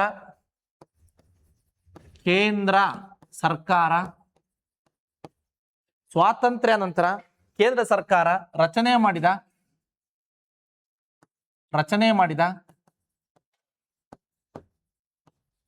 ಪ್ರಥಮ ಆಯೋಗ. ನೋಡಿ ವಿದ್ಯಾರ್ಥಿಗಳೇ, ಸ್ವಾತಂತ್ರ್ಯ ನಂತರ ಭಾರತ ದೇಶಕ್ಕೆ ಸ್ವಾತಂತ್ರ್ಯ ಬಂದ ನಂತರ ಕೇಂದ್ರ ಸರ್ಕಾರ ರಚನೆ ಮಾಡಿದಂತ ಪ್ರಥಮ ಆಯೋಗವೇ ದಾರ್ ಆಯೋಗ. ನೋಡಿ ಇದರಲ್ಲಿ ಅಧ್ಯಕ್ಷರು SK ದಾರ್. ಸದಸ್ಯರು, ಇದರ ಸದಸ್ಯತ್ವವನ್ನು ಪಡೆದಿದ್ದಂಥವ್ರು ಯಾರು? JN ಲಾಲ್ ಮತ್ತು ಪನ್ನಾಲಾಲ್. JN ಲಾಲ್, ಇನ್ನೊಬ್ರು ಪನ್ನಾಲಾಲ್. ನೋಡಿ JN ಲಾಲ್ ಮತ್ತು ಪನ್ನಾಲಾಲ್ ಇದರ ಸದಸ್ಯತ್ವ ಪಡೆದಿದ್ದಂಥವ್ರು. ನೋಡಿ ವಿದ್ಯಾರ್ಥಿಗಳೇ, ದಾರ್ ಆಯೋಗದಲ್ಲಿ ಎಷ್ಟು ಜನ ಇದ್ರು? 3 ಜನ ಇದ್ರು. ಅಧ್ಯಕ್ಷರು SK ದಾರ್. ಅಧ್ಯಕ್ಷರು ಯಾರಾಗಿದ್ರು ಅವರ ಹೆಸರನ್ನು ಇಡಲಾಗಿದೆ ವಿದ್ಯಾರ್ಥಿ. ಇವತ್ತು ಅಷ್ಟೇ ಯಾವುದೇ ಒಂದು ಆಯೋಗ ರಚನೆ ಮಾಡಬೇಕಾದ್ರೆ ಇನ್ನೊಂದು ಮತ್ತೊಂದು ಯಾರು ಅಧ್ಯಕ್ಷರಾಗಿರ್ತಾರೆ ಅವ್ರ ಹೆಸರನ್ನೇ ಇಟ್ಟಿರ್ತಾರೆ ವಿದ್ಯಾರ್ಥಿಗಳು. ಈಗ ನಾಗಮೋಹನ್ ದಾಸ್ ಸಮಿತಿ ಈ ತರ ಎಲ್ಲ ಒಂದು ಒಳ ಮೀಸಲಾತಿ ಕೊಡೋದಕ್ಕೆ ಸದಾಶಿವ ಆಯೋಗ ಇನ್ನೊಂದು ಮತ್ತೊಂದೆಲ್ಲ ಇದೆಲ್ಲ ವಿದ್ಯಾರ್ಥಿಗಳೇ ಯಾರು ಅಧ್ಯಕ್ಷರಾಗಿರ್ತಾರೆ ಅವರ ಹೆಸರನ್ನು ಇಡಲಾಗಿರ್ತದೆ. ಹಾಗಾಗಿ ದಾರ್ ಆಯೋಗದ ಅಧ್ಯಕ್ಷರು SK ದಾರ್. ಇದರ ಸದಸ್ಯತ್ವ ಪಡೆದಿದ್ದಂಥವ್ರು ಯಾರಪ್ಪ ಅಂದಾಗ JN ಲಾಲ್ ಮತ್ತು ಪನ್ನಾಲಾಲ್ ಇದರ ಸದಸ್ಯತ್ವವನ್ನು ಪಡೆದಿದ್ದಂಥವ್ರು. ನೋಡಿ ಹಾಗಾದ್ರೆ ಕೇಂದ್ರ ಸರ್ಕಾರ ದಾರ್ ಆಯೋಗವನ್ನ ಯಾಕೆ ನೇಮಕ ಮಾಡಿದಂತ ಉದ್ದೇಶ? ಭಾರತದಲ್ಲಿ ಭಾಷಾವಾರು ಪ್ರಾಂತ್ಯಗಳಾಗಿ ರಾಜ್ಯಗಳನ್ನ ವಿಂಗಡಣೆ ಮಾಡುವುದಕ್ಕೆ ವರದಿಯನ್ನ ಸಂಗ್ರಹ ಮಾಡುವುದಕ್ಕಾಗಿ ನೇಮಕ ಮಾಡುತ್ತದೆ. ನೋಡಿ ಇದರ ಮೂಲ ಉದ್ದೇಶ, ದಾರ್ ಆಯೋಗದ ಮೂಲ ಉದ್ದೇಶ ಭಾರತದಲ್ಲಿ ಭಾಷಾವಾರು ಪ್ರಾಂತ್ಯಗಳಾಗಿ ಭಾಷಾವಾರು ಪ್ರಾಂತ್ಯಗಳಾಗಿ ರಾಜ್ಯಗಳನ್ನು ನೋಡಿ, ಭಾರತದಲ್ಲಿ ಭಾಷಾವಾರು ಪ್ರಾಂತ್ಯಗಳಾಗಿ ರಾಜ್ಯಗಳನ್ನು ವಿಂಗಡಣೆ ಮಾಡುವುದಕ್ಕಾಗಿ ಈ ಒಂದು ದಾರ್ ಆಯೋಗವನ್ನ ನೇಮಕ ಮಾಡಲಾಗುತ್ತದೆ. ನೋಡಿ, ಭಾರತದಲ್ಲಿ ಭಾಷಾವಾರು ಪ್ರಾಂತ್ಯಗಳಾಗಿ ರಾಜ್ಯಗಳನ್ನ ವಿಂಗಡಣೆ ಮಾಡಬೇಕೆಂಬ ಉದ್ದೇಶದಿಂದ ವರದಿಯನ್ನು ತರಿಸಿಕೊಳ್ಳುವುದಕ್ಕಾಗಿ ಕೇಂದ್ರ ಸರ್ಕಾರ ದಾರ್ ಆಯೋಗವನ್ನ ನೇಮಕ ಮಾಡಲಾಗುತ್ತದೆ. ಹಾಗಾದ್ರೆ ದಾರ್ ಆಯೋಗ ಏನೆಂದು ವರದಿ ನೀಡಿತು? ದಾರ್ ಆಯೋಗ ಕೇಂದ್ರ ಸರ್ಕಾರಕ್ಕೆ ಏನೆಂದು ವರದಿಯನ್ನು ನೀಡುತ್ತದೆ? ಭಾರತದಲ್ಲಿ ಭಾಷಾವಾರು ಪ್ರಾಂತ್ಯಗಳಾಗಿ ರಾಜ್ಯಗಳನ್ನ ವಿಂಗಡಿಸಿದರೆ ಅದು ರಾಷ್ಟ್ರೀಯ ಐಕ್ಯತೆಗೆ ಧಕ್ಕೆ ಬರುತ್ತದೆ ಎಂದು ತನ್ನ ವರದಿಯನ್ನು ನೀಡುತ್ತದೆ.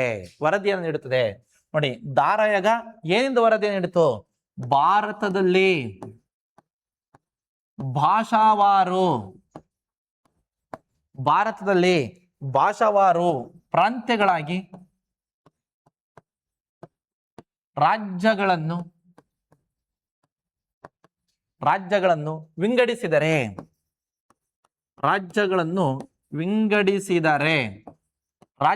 ವಿಂಗಡಿಸಿದರೆ ಅದು ರಾಷ್ಟ್ರೀಯ ಐಕ್ಯತೆಗೆ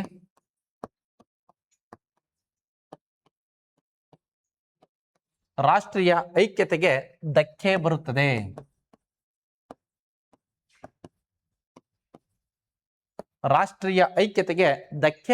ಎಂಬ ವರದಿಯನ್ನ ಕೊಡ್ತದೆ.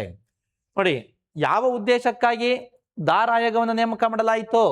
ಭಾರತದಲ್ಲಿ ಭಾಷಾವಾರು ಪ್ರಾಂತ್ಯಗಳಾಗಿ ರಾಜ್ಯಗಳನ್ನ ವಿಂಗಡಣೆ ಮಾಡಬೇಕೆಂಬ ಉದ್ದೇಶದಿಂದ ದಾರ್ ಆಯೋಗವನ್ನು ನೇಮಕ ಮಾಡಲಾಯಿತು. ಆದ್ರೆ ಇದು ಏನೆಂದು ವರದಿಯನ್ನ ಕೊಡ್ತು? ಭಾರತದಲ್ಲಿ ಭಾಷಾವಾರು ಪ್ರಾಂತ್ಯಗಳಾಗಿ ರಾಜ್ಯಗಳನ್ನ ವಿಂಗಡಿಸಿದರೆ ಅದು ರಾಷ್ಟ್ರೀಯ ಐಕ್ಯತೆಗೆ ಧಕ್ಕೆ ಉಂಟಾಗುತ್ತದೆ. ಹೀಗಾಗಿ ಭಾಷಾವಾರು ಪ್ರಾಂತ್ಯಗಳಾಗಿ ರಾಜ್ಯಗಳನ್ನ ವಿಂಗಡಣೆ ಮಾಡಬೇಡಿ ಎಂದು ವರದಿಯನ್ನ ಕೊಡುತ್ತದೆ. ಹಾಗಾದ್ರೆ ದಾರ್ ಆಯೋಗವನ್ನ ಹೆಚ್ಚು ಟೀಕಿಸಿದವರು ಯಾರು? ಜಯದೇವಿ ತಾಯಿ ಲಿಗಾಡೆಯವರು. ಇವರು 1974ರಲ್ಲಿ ಮಂಡ್ಯದಲ್ಲಿ ನಡೆದಂತ ಕನ್ನಡ ಸಾಹಿತ್ಯ ಸಮ್ಮೇಳನದ ಅಧ್ಯಕ್ಷತೆಯನ್ನು ವಹಿಸಿಕೊಂಡಿದ್ದಂತ ಮಹಿಳೆ ದಾರ್ ಆಯೋಗವನ್ನ ಹೆಚ್ಚು ಟೀಕೆಗೆ ಗುರಿಪಡಿಸಿದ್ರು. ಇದನ್ನ ಹೆಚ್ಚು ಟೀಕಿಸಿದವರು ಜಯದೇವಿ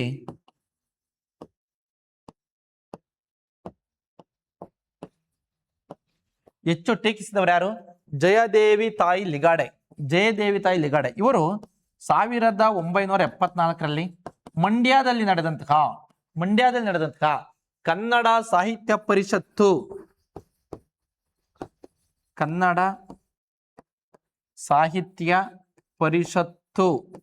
ಸಮ್ಮೇಳನದ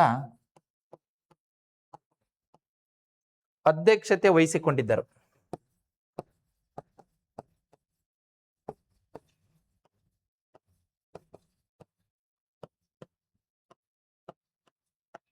ನೋಡಿ, ದಾರ್ ಆಯೋಗವನ್ನ ಹೆಚ್ಚು ಟೀಕೆ ಮಾಡದಂತ ಮಹಾತಾಯಿ ಯಾರಪ್ಪ ಅಂದಾಗ ಜಯದೇವಿ ತಾಯಿ ಲಿಗಾಡೆ. ಲೀನ ಲಾ ಮಾಡಿದ್ರೆ ಲಗಾಡೆ ಆಗ್ಬಿಡ್ತದೆ ವಿದ್ಯಾರ್ಥಿಗಳೇ. ಜಯದೇವಿ ತಾಯಿ ಲಿಗಾಡೆಯವರು ಯಾವಾಗ 1974ರಲ್ಲಿ ಇವರು ಮಂಡ್ಯದಲ್ಲಿ ನಡೆದಂತ ಕನ್ನಡ ಸಾಹಿತ್ಯ ಸಮ್ಮೇಳನದ ಅಧ್ಯಕ್ಷತೆಯನ್ನು ವಹಿಸಿಕೊಂಡಿದ್ದಂಥವ್ರೆ ಈ ಜಯದೇವಿ ತಾಯಿ ಲಿಗಾಡೆ. ನೋಡಿ, ಇಷ್ಟು ಕರೆಕ್ಟ್ ಆಗಿ ಗೊತ್ತಿರಬೇಕು ವಿದ್ಯಾರ್ಥಿ ನಮ್ಗೆ. ನೋಡಿ, ಇದು ಕರೆಕ್ಟ್ ಆಗಿ ಗೊತ್ತಿತ್ತು ಅಂದ್ರೆ ಒಂದಂಕ. ನೋಡಿ, ದಾರ್ ಆಯೋಗವನ್ನ ಸ್ಥಾಪನೆ ಮಾಡಿದಂತ ಮೂಲ ಉದ್ದೇಶ ಭಾರತದಲ್ಲಿ ಭಾಷಾವಾರು ಪ್ರಾಂತ್ಯಗಳಾಗಿ ರಾಜ್ಯಗಳನ್ನ ವಿಂಗಡಣೆ ಮಾಡುವುದಾಗಿತ್ತು. ಆದರೆ ಇದು ಏನೆಂದು ವರದಿ ಕೊಡ್ತು? ಭಾರತದಲ್ಲಿ ಭಾಷಾವಾರು ಪ್ರಾಂತ್ಯಗಳಾಗಿ ರಾಜ್ಯಗಳನ್ನ ವಿಂಗಡಣೆ ಮಾಡಿದ್ದೆ ಆದ್ರೆ ಅದು ರಾಷ್ಟ್ರೀಯ ಐಕ್ಯತೆಗೆ ಧಕ್ಕೆ ಬರುತ್ತದೆ ಅಂತ ವರದಿ ಕೊಡ್ತು. ಆದ್ರೆ ದಾರ್ ಆಯೋಗವನ್ನು ಹೆಚ್ಚು ಟೀಕೆ ಮಾಡಿದಂಥವ್ರು ಯಾರು ಅಂದಾಗ ಜಯದೇವಿ ತಾಯಿ ಲಿಗಾಡೆ. ಇವರು 1974ರಲ್ಲಿ ಮಂಡ್ಯದಲ್ಲಿ ನಡೆದಂತ ಕನ್ನಡ ಸಾಹಿತ್ಯ ಸಮ್ಮೇಳನದ ಅಧ್ಯಕ್ಷತೆಯನ್ನು ವಹಿಸಿಕೊಂಡಿದ್ದಂತ ನಮ್ಮ ಮಹಿಳೆಯಾಗಿದ್ದಂಥವ್ರು. ನೋಡಿ, ದಾರ್ ಆಯೋಗ 1948ರಲ್ಲಿ ಸ್ವಾತಂತ್ರ್ಯ ನಂತರ ಕೇಂದ್ರ ಸರ್ಕಾರ ರಚನೆ ಮಾಡಿದಂತ ಪ್ರಥಮ ಆಯೋಗವಾಗಿತ್ತು. ಅಧ್ಯಕ್ಷರು SK ದಾರ್, ಇದರ ಸದಸ್ಯರು JN ಲಾಲ್ ಮತ್ತು ಪನ್ನಲಾಲ್ ರವರು. ನೋಡಿ, ಕರ್ನಾಟಕದ ಏಕೀಕರಣ 1947ರಲ್ಲಿ ಎಲ್ಲಿ? ಕಾಸರಗೋಡಿನಲ್ಲಿ ಸ್ಥಾಪನೆ ಮಾಡಲಾಯಿತು. ಅಧ್ಯಕ್ಷತೆಯನ್ನು ವಹಿಸಿಕೊಂಡಿದ್ದಂಥವರು ರಂಗನಾಥ ದಿವಾಕರ್. ಇದರ ಬೇಡಿಕೆ ಏಕೀಕೃತ ಕರ್ನಾಟಕ ರಾಜ್ಯಕ್ಕೆ ಬೇಡಿಕೆಯನ್ನು ಸಲ್ಲಿಸಿತು. ಕರ್ನಾಟಕ ಏಕೀಕರಣ ಮಹಾಸಮಿತಿ 1946 1946ರಲ್ಲಿ ಸರ್ದಾರ್ ವಲ್ಲಭಾಯ್ ಪಟೇಲರು ಮುಂಬೈನಲ್ಲಿ ಕರ್ನಾಟಕ ಏಕೀಕರಣ ಮಹಾಸಮಿತಿಯನ್ನ ಉದ್ಘಾಟನೆ ಮಾಡಿದರು. ಕರ್ನಾಟಕದ ಏಕೀಕರಣ ಸಮಿತಿ 1938 ಸ್ಥಾಪನೆ ಮಾಡಿದಂಥವರು ಶಿವಮೂರ್ತಿ ಶಾಸ್ತ್ರಿ. ಸ್ಥಳ ಬೆಂಗಳೂರಿನಲ್ಲಿ. ಪತ್ರಿಕೆ ಸ್ವತಂತ್ರ ಕರ್ನಾಟಕ. ಇದರ ಉದ್ದೇಶ ಕನ್ನಡ ಮಾತನಾಡುವ ಪ್ರದೇಶಗಳನ್ನ ಒಂದುಗೂಡಿಸಿ ರಾಜ್ಯ ರಚನೆ ಮಾಡುವುದಾಗಿತ್ತು. ಕರ್ನಾಟಕ ಸಭಾ 1916ರಲ್ಲಿ. ಸ್ಥಳ ಧಾರವಾಡ. ಉದ್ದೇಶ ಪ್ರತ್ಯೇಕ ರಾಜ್ಯದ ಬೇಡಿಕೆ. ಆಗಲೇ 1924ರಲ್ಲಿ ಬೆಳಗಾವಿ ಕಾಂಗ್ರೆಸ್ ಅಧಿವೇಶನ ನಡೆಸಲಾಯಿತು. ಅದೇ 1924ರಲ್ಲಿ ಸಿದ್ದಪ್ಪ ಕಂಬಳಿಯವರು ಕರ್ನಾಟಕ ಏಕೀಕರಣ ಸಭಾ ಸ್ಥಾಪನೆ ಮಾಡ್ತಾರೆ. 1930ರಲ್ಲಿ ಪ್ರಥಮ ದುಂಡು ಮೇಜಿನ ಸಮ್ಮೇಳನದಲ್ಲಿ ಬೆನಗಲ್ ರಾಮರಾವ್, ಶಿವಮೂರ್ತಿ ಶಾಸ್ತ್ರಿ, ಮಿರ್ಜಾ ಇಸ್ಮಾಯಿಲ್ ಇವರೆಲ್ಲರೂ ಭಾಗವಹಿಸಿ ಕನ್ನಡ ಮಾತನಾಡುವ ಪ್ರದೇಶಗಳನ್ನ ಒಂದುಗೂಡಿಸಬೇಕೆಂದು ಬೇಡಿಕೆಯನ್ನ ಸಲ್ಲಿಸಿದರು. ಕನ್ನಡ ಸಾಹಿತ್ಯ ಪರಿಷತ್ತು 1915ರಲ್ಲಿ ಸರ್ ಎಂ ವಿಶ್ವೇಶ್ವರಯ್ಯನವರು ಬೆಂಗಳೂರಿನಲ್ಲಿ ಸ್ಥಾಪನೆ ಮಾಡ್ತಾರೆ. ಆಗ ಇದೇ 1915ರಲ್ಲಿ ಬೆಂಗಳೂರಿನಲ್ಲಿ ನಡೆದಂತ ಪ್ರಥಮ ಕನ್ನಡ ಸಾಹಿತ್ಯ ಸಮ್ಮೇಳನದ ಅಧ್ಯಕ್ಷತೆಯನ್ನು ವಹಿಸಿಕೊಂಡಿದ್ದಂಥವರೇ ಎಚ್ ವಿ ನಂಜುಂಡಯ್ಯನವರು. ಉದ್ದೇಶ ಸಾಹಿತ್ಯ ರಚನೆ, ಕನ್ನಡ ಭಾಷೆಯ ಅಭಿವೃದ್ಧಿಯಾಗಿತ್ತು. ಸಂಘ ಸಂಸ್ಥೆಗಳು ಅಂದ್ರೆ ಕರ್ನಾಟಕ ವಿದ್ಯಾವರ್ಧಕ ಸಂಘ 1890ರಲ್ಲಿ ಸ್ಥಾಪನೆ ಮಾಡಿದಂಥವರೇ ಹನುಮಂತರಾವ್ ದೇಶಪಾಂಡೆ. ಸ್ಥಳ ಧಾರವಾಡ. ಅಧ್ಯಕ್ಷ ಕೆ ಶಾಮರಾವ್. ಕನ್ನಡ ಸಾಹಿತ್ಯ ರಚನೆಗೆ ಪ್ರೋತ್ಸಾಹ, ಗ್ರಂಥ ರಚನೆಗೆ ಪ್ರೋತ್ಸಾಹ, ಕನ್ನಡದ ಪುಸ್ತಕಗಳ ಬಿಡುಗಡೆ, ಕನ್ನಡ ಭಾಷೆಯನ್ನ ಅಭಿವೃದ್ಧಿ ಮಾಡುವಂಥದ್ದೇ ಈ ಒಂದು ಕರ್ನಾಟಕ ವಿದ್ಯಾವರ್ಧಕ ಸಂಘದ ಮೂಲ ಉದ್ದೇಶವಾಗಿತ್ತು. ನೋಡಿ ವಿದ್ಯಾರ್ಥಿಗಳೇ, ಈ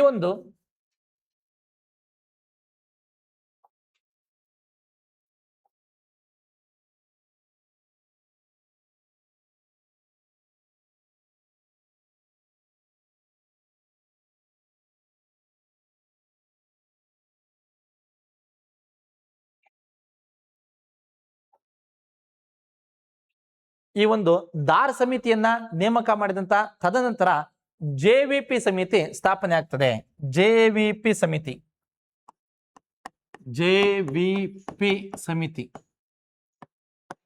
1949. ನೋಡಿ, ಜೆವಿಪಿ ಸಮಿತಿ ವಿದ್ಯಾರ್ಥಿಗಳ ಕೆಲವು ಪುಸ್ತಕಗಳಲ್ಲಿ 1948 ಅಂತ ಇದೆ, ರಾಂಗ್ ಅದು. ನೋಡಿ, 1948ರಲ್ಲಿ ಜೈಪುರದಲ್ಲಿ ನಡೆದಂತ ಕಾಂಗ್ರೆಸ್ ಅಧಿವೇಶನದ ಅಧ್ಯಕ್ಷತೆಯನ್ನು ವಹಿಸಿಕೊಂಡಿದ್ದಂಥವ್ರು ಯಾರಪ್ಪ ಅಂದಾಗ ಪಟ್ಟಾಭಿ ಸೀತಾರಾಮಯ್ಯ. ಈ ಪಟ್ಟಾಭಿ ಸೀತಾರಾಮಯ್ಯನವರು ಅಧ್ಯಕ್ಷತೆಯನ್ನು ವಹಿಸಿಕೊಂಡಿದ್ದಂಥ ಸಮಯದಲ್ಲಿ ಆಗ ದಕ್ಷಿಣ ಭಾರತದಲ್ಲಿ ಭಾಷೆಯ ಆಧಾರದ ಮೇಲೆ ರಾಜ್ಯಗಳನ್ನ ರಚನೆ ಮಾಡಬೇಕೆಂಬ ಕೂಗು ಹೆಚ್ಚು ಕಾಡ್ತಿತ್ತು. ಅದಕ್ಕೋಸ್ಕರ ಒಂದು ಸಮಿತಿಯನ್ನ ರಚನೆ ಮಾಡಬೇಕಂತ ನಿರ್ಧಾರ ತೆಗೆದುಕೊಂಡಿದ್ದೆಲ್ಲಿ? ಜೈಪುರ ಕಾಂಗ್ರೆಸ್ ಅಧಿವೇಶನದಲ್ಲಿ. ನಂತರ 49ರಲ್ಲಿ ಜವಾಹರಲಾಲ್ ನೆಹರು, ವಲ್ಲಭಭಾಯಿ ಪಟೇಲ್, ಪಟ್ಟಾಭಿ ಸೀತಾರಾಮಯ್ಯರನ್ನ ಒಳಗೊಂಡಂತಹ ಜೆವಿಪಿ ಸಮಿತಿಯನ್ನ 1949ರಲ್ಲಿ ಸ್ಥಾಪನೆ ಮಾಡಲಾಗುತ್ತದೆ. ನೋಡಿ ವಿದ್ಯಾರ್ಥಿಗಳೇ, 1948ರಲ್ಲಿ ಜೈಪುರ ಕಾಂಗ್ರೆಸ್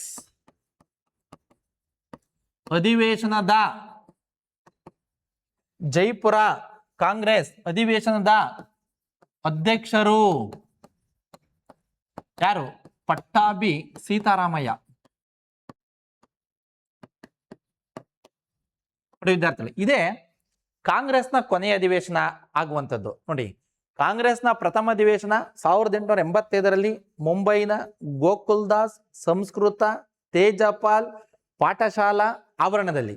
ಕಾಂಗ್ರೆಸ್ನ ಕೊನೆಯ ಅಧಿವೇಶನ 1948 ಜೈಪುರ ಅಧಿವೇಶನ.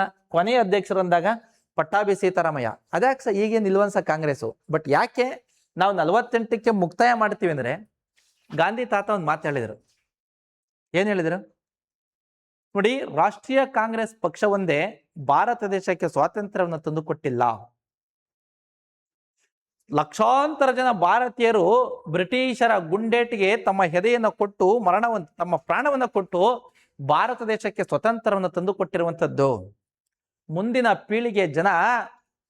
ಪೀಳಿಗೆ ನನ್ನ ಮಕ್ಕಳು ಮೊಮ್ಮಕ್ಕಳು ರಾಷ್ಟ್ರೀಯ ಕಾಂಗ್ರೆಸ್ ಪಕ್ಷವೊಂದೇ ಭಾರತಕ್ಕೆ ಸ್ವಾತಂತ್ರ್ಯವನ್ನು ತಂದುಕೊಟ್ಟಿದೆ ಎಂಬ ತಪ್ಪು ಕಲ್ಪನೆಯನ್ನ ತಿಳಿಯಬಾರದು. ಹಾಗಾಗಿ ಸ್ವಾತಂತ್ರ್ಯ ಬಂದ ನಂತರ ರಾಷ್ಟ್ರೀಯ ಕಾಂಗ್ರೆಸ್ ಪಕ್ಷವನ್ನ ವಿಸರ್ಜನೆ ಮಾಡಿ ಅಂತ ಹೇಳಿದರು.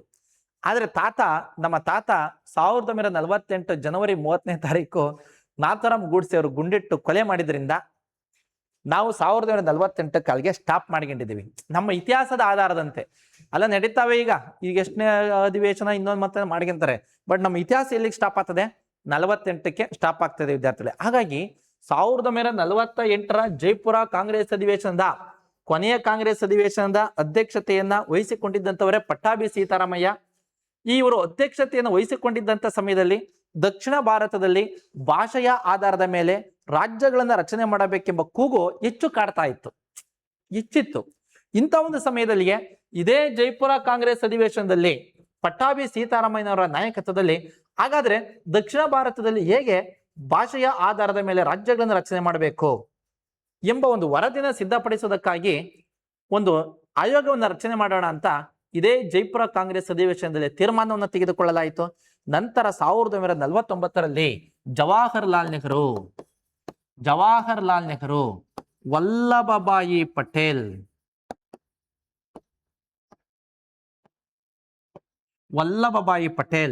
ಪಟ್ಟಾಭಿ ಸೀತಾರಾಮಯ್ಯ.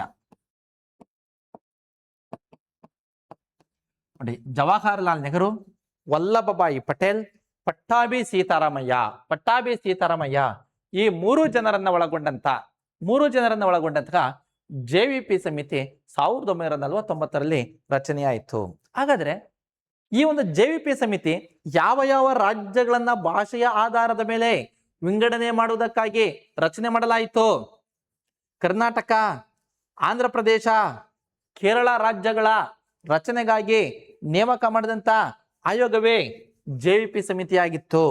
ನೋಡಿ, ಕರ್ನಾಟಕ, ಆಂಧ್ರ ಪ್ರದೇಶ, ಕೇರಳ. ನೋಡಿ, ಕರ್ನಾಟಕ, ಆಂಧ್ರ ಪ್ರದೇಶ, ಕೇರಳ ರಾಜ್ಯಗಳ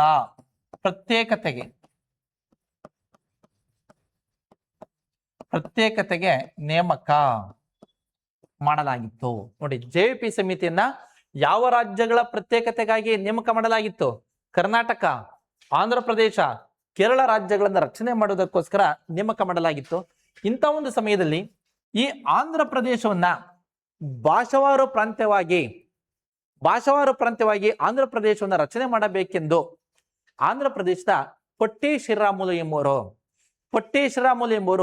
58 ದಿನಗಳ ಕಾಲ ಉಪವಾಸವನ್ನು ಕುಳಿತು 1952ರಲ್ಲಿ ಮರಣ ಹೊಂದಿದರು.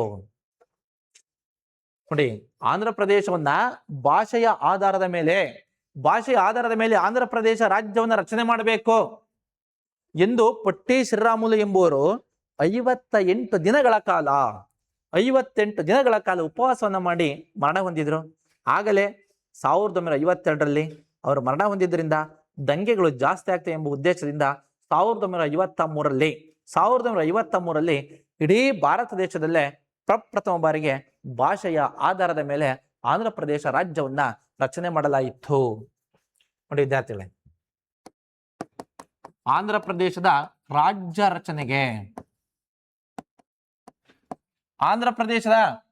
ರಚನೆಗೆ ಪೊಟ್ಟಿ ಶ್ರೀರಾಮುಲು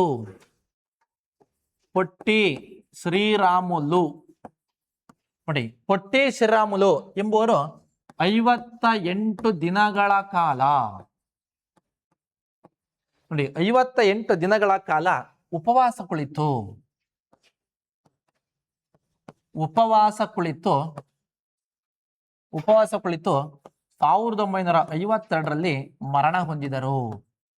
ಅಬ್ಬಾಬಾ, ಇವರೆಲ್ಲ ಗ್ರೇಟ್ ಬಿಡ್ರಿ. ಗಾಂಧಿ ತಾತ ನೋಡು, ಪೊಟ್ಟಿ ಶ್ರೀರಾಮುಲು ಇವ್ರು ಗ್ರೇಟ್.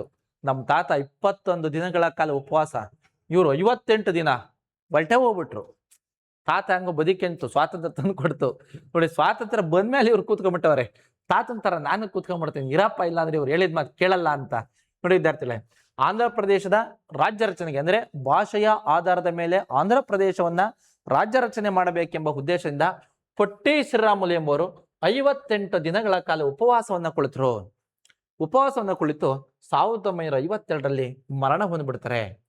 ಆಗಲೇ ಕೇಂದ್ರ ಸರ್ಕಾರ ಇದೇ 1953ರಲ್ಲಿ ಇದೇ 1953ರಲ್ಲಿ ಇಡೀ ಅಖಂಡ ಭಾರತ ದೇಶದಲ್ಲಿ ಪ್ರಪ್ರಥಮ ಬಾರಿಗೆ ಭಾಷೆಯ ಆಧಾರದ ಮೇಲೆ ಆಂಧ್ರ ಪ್ರದೇಶ ರಾಜ್ಯವನ್ನ ರಚನೆ ಮಾಡಲಾಯಿತು.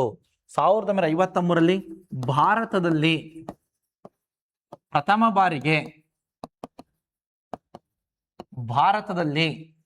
ಬಾರಿಗೆ ಭಾಷೆಯ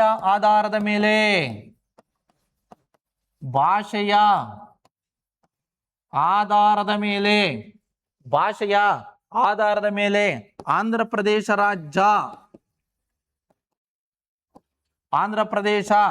ರಾಜ್ಯ ರಚನೆ ಮಾಡಿದರು. ನೋಡಿ, ಆಂಧ್ರ ಪ್ರದೇಶ ರಾಜ್ಯವನ್ನ 1953ರಲ್ಲಿ ರಚನೆ ಮಾಡಿದರು. ಆಗ ಇದರ ರಾಜಧಾನಿ ಯಾವುದಾಗಿತ್ತು? ರಾಜಧಾನಿ ಕರ್ನೂಲು. ನೋಡಿ, ಆಗ ರಾಜಧಾನಿ ಕರ್ನೂಲು.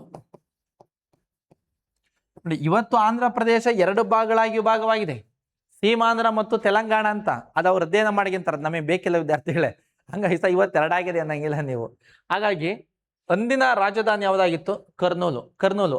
ಆಗ ಕರ್ನಾಟಕ ಮತ್ತು ಕೇರಳವನ್ನ ಕೈ ಬಿಟ್ರು. ನೋಡಿ, ಆಗ ಕರ್ನಾಟಕ ಮತ್ತು ಕೇರಳ ರಾಜ್ಯವನ್ನ ಭಾಷೆಯ ಆಧಾರದ ಮೇಲೆ ಪ್ರತ್ಯೇಕ ರಾಜ್ಯವಾಗಿ ರಚನೆ ಮಾಡಲಿಲ್ಲ, ಕೈ ಬಿಡಲಾಯಿತು. ಯಾಕೆಂದ್ರೆ JVP ಸಮಿತಿಯ ಮೂಲ ಉದ್ದೇಶ ಏನಾಗಿತ್ತು? ಕರ್ನಾಟಕ, ಆಂಧ್ರ ಪ್ರದೇಶ, ಕೇರಳ ರಾಜ್ಯಗಳ ಪ್ರತ್ಯೇಕತೆಯನ್ನ ಮಾಡುವುದಕ್ಕಾಗಿ, ರಾಜ್ಯವನ್ನ ರಚನೆ ಮಾಡುವುದಕ್ಕಾಗಿ ನೇಮಕ ಮಾಡಲಾಗಿತ್ತು. ಇಲ್ಲೇನಾಗೋಯ್ತು? ಹೊಟ್ಟೆ ಶ್ರೀರಾಮುಲು 58 ದಿನಗಳ ಕಾಲ ಉಪವಾಸ ಕುಳಿತು ಅಕಾಲಿಕ ಮರಣ ಹೊಂದಿದ್ರಿಂದ ದಂಗೆಗಳಾಗ್ತವೆ ಎಂಬ ಉದ್ದೇಶದಿಂದ 1953ರಲ್ಲಿ ಭಾರತ ದೇಶದಲ್ಲಿ ಪ್ರಪ್ರಥಮ ಬಾರಿಗೆ ಆಂಧ್ರ ಪ್ರದೇಶವನ್ನು ಭಾಷೆಯ ಆಧಾರದ ಮೇಲೆ ರಾಜ್ಯ ರಚನೆ ಮಾಡ್ತಾರೆ. ಆಗ ಹೇಳ್ತಾರೆ, ಇನ್ಯಾವುದು ಭಾರತ ದೇಶದಲ್ಲಿ ಭಾಷೆಯ ಆಧಾರದ ಮೇಲೆ ರಾಜ್ಯವನ್ನು ರಚನೆ ಮಾಡುವುದಿಲ್ಲ ಅಂತ ಆಗ ಕೇಂದ್ರ ಸರ್ಕಾರ ಘೋಷಣೆ ಮಾಡ್ತದೆ. ಆದ್ದರಿಂದ ಕರ್ನಾಟಕ ಮತ್ತು ಕೇರಳವನ್ನ ಕೈ ಬಿಡಲಾಗುತ್ತದೆ.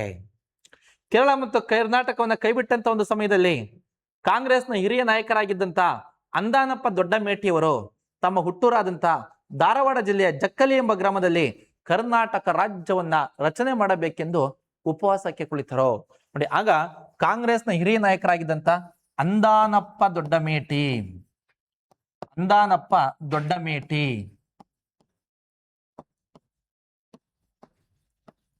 ಕಾಂಗ್ರೆಸ್ನ ಹಿರಿಯ ನಾಯಕರಾಗಿದ್ದಂತ ಅಂದಾನಪ್ಪ ದೊಡ್ಡಮೇಟಿಯವರು ತಮ್ಮ ಹುಟ್ಟೂರಾದಂತ ಧಾರವಾಡದ ಜಕ್ಕಲಿ ಗ್ರಾಮದಲ್ಲಿ ಉಪವಾಸವನ್ನ ಕುಳಿತರು. ನೋಡಿ, ಹಾಗಾದ್ರೆ ನಾನು ಉಪವಾಸ ಕೂತ್ಕೊಂಡ್ಬಿಡ್ತೀನಿ, ನಮ್ಗೊಂದು ರಾಜ್ಯ ಕೊಡ್ರಿ ಅಂತ ಹೇಳ್ಬಿಟ್ಟು ಏನ್ ಮಾಡಿದ್ರು? ಅಂದಾನಪ್ಪ ದೊಡ್ಡಮೇಟಿಯವರು ತಮ್ಮ ಹುಟ್ಟೂರಾದಂತ ಧಾರವಾಡ ಜಿಲ್ಲೆ ಜಕ್ಕಲಿ ಗ್ರಾಮದಲ್ಲಿ ಉಪವಾಸಕ್ಕೆ ನೇದ್ರು. ಆಗಲೇ ರಾಜ್ಯ ಪುನರ್ವಿಂಗಡನಾ ಆಯೋಗ ಅಂದ್ರೆ ಫಜಲ್ ಅಲಿ ಆಯೋಗ ರಚನೆ ಆಗ್ತದೆ. ನೋಡಿ, ಇಂಥ ಒಂದು ಸಮಯದಲ್ಲಿ ಮಧ್ಯ ಒಂದು ನಾನಲ್ ಕಾಂಗ್ರೆಸ್ ಅಧಿವೇಶನ ಜಾರಿ ಆಯಿತು. ನಾನಲ್ ಕಾಂಗ್ರೆಸ್ ಅಧಿವೇಶನ. ನೋಡಿ, ನಾನಲ್ ಕಾಂಗ್ರೆಸ್ ಅಧಿವೇಶನ 1953. ನೋಡಿ, ನಾನಲ್ ಕಾಂಗ್ರೆಸ್ ಅಧಿವೇಶನ 1953ರಲ್ಲಿ ನಡೀತದೆ. ನೋಡಿ, 1953ರಲ್ಲಿ ನಾನಲ್ ಕಾಂಗ್ರೆಸ್ ಅಧಿವೇಶನವನ್ನ ಇಲ್ಲಿ ನಡೆಸಲಾಯಿತು. ಇಂದಿನ ತೆಲಂಗಾಣ ರಾಜ್ಯದ ಹೈದರಾಬಾದ್ನಲ್ಲಿ ನಾನಲ್ ಕಾಂಗ್ರೆಸ್ ಅಧಿವೇಶನವನ್ನು ನಡೆಸಲಾಗುತ್ತದೆ. ಇಲ್ಲಿ ಆಂಧ್ರ ಪ್ರದೇಶವನ್ನ ಹೊರತುಪಡಿಸಿ ಬೇರೆ ಯಾವುದೇ ರಾಜ್ಯವನ್ನ ಭಾಷೆಯ ಆಧಾರದ ಮೇಲೆ ವಿಂಗಡಣೆ ಮಾಡುವುದಿಲ್ಲ ಅಂತ ಘೋಷಣೆ ಮಾಡಲಾಗುತ್ತದೆ. ಆಗ ಅಲ್ಲಿಗೆ ಆಗಮಿಸಿದ್ದಂತ ನಮ್ಮ ಕೆಂಗಲ್ ಹನುಮಂತಯ್ಯನವರು, ಅಂದಿನ ಕೆಂಗಲ್ ಹನುಮಂತಯ್ಯವರು ಭಾಷೆಯ ಆಧಾರದ ಮೇಲೆ ನಮ್ಮ ಕರ್ನಾಟಕ ರಾಜ್ಯವನ್ನು ರಚನೆ ಮಾಡಬೇಕೆಂದು ಬೇಡಿಕೆಯನ್ನು ಸಲ್ಲಿಸಿದರು. ನೋಡಿ, ನಾನಲ್ ಕಾಂಗ್ರೆಸ್ ಅಧಿವೇಶನ ಇಂದಿನ ಹೈದರಾಬಾದ್ನ ನಾನಲ್ ನಗರದಲ್ಲಿ ನಾನಲ್ ಕಾಂಗ್ರೆಸ್ ಅಧಿವೇಶನವನ್ನು ನಡೆಸಲಾಗುತ್ತದೆ. ಇಲ್ಲಿ ಆಂಧ್ರ ಪ್ರದೇಶವನ್ನು ಹೊರತುಪಡಿಸಿ ಬೇರೆ ಯಾವುದೇ ರಾಜ್ಯವನ್ನ ಭಾಷೆಯ ಆಧಾರದ ಮೇಲೆ ವಿಂಗಡಣೆ ಮಾಡುವುದಿಲ್ಲ ಎಂದು ಘೋಷಣೆ ಮಾಡ್ತಾರೆ. ಆಗ ಅಲ್ಲಿಗೆ ಆಗಮಿಸಿದ್ದಂತ ನಮ್ಮ ಕೆಂಗಲ್ ಹನುಮಂತಯ್ಯನವರು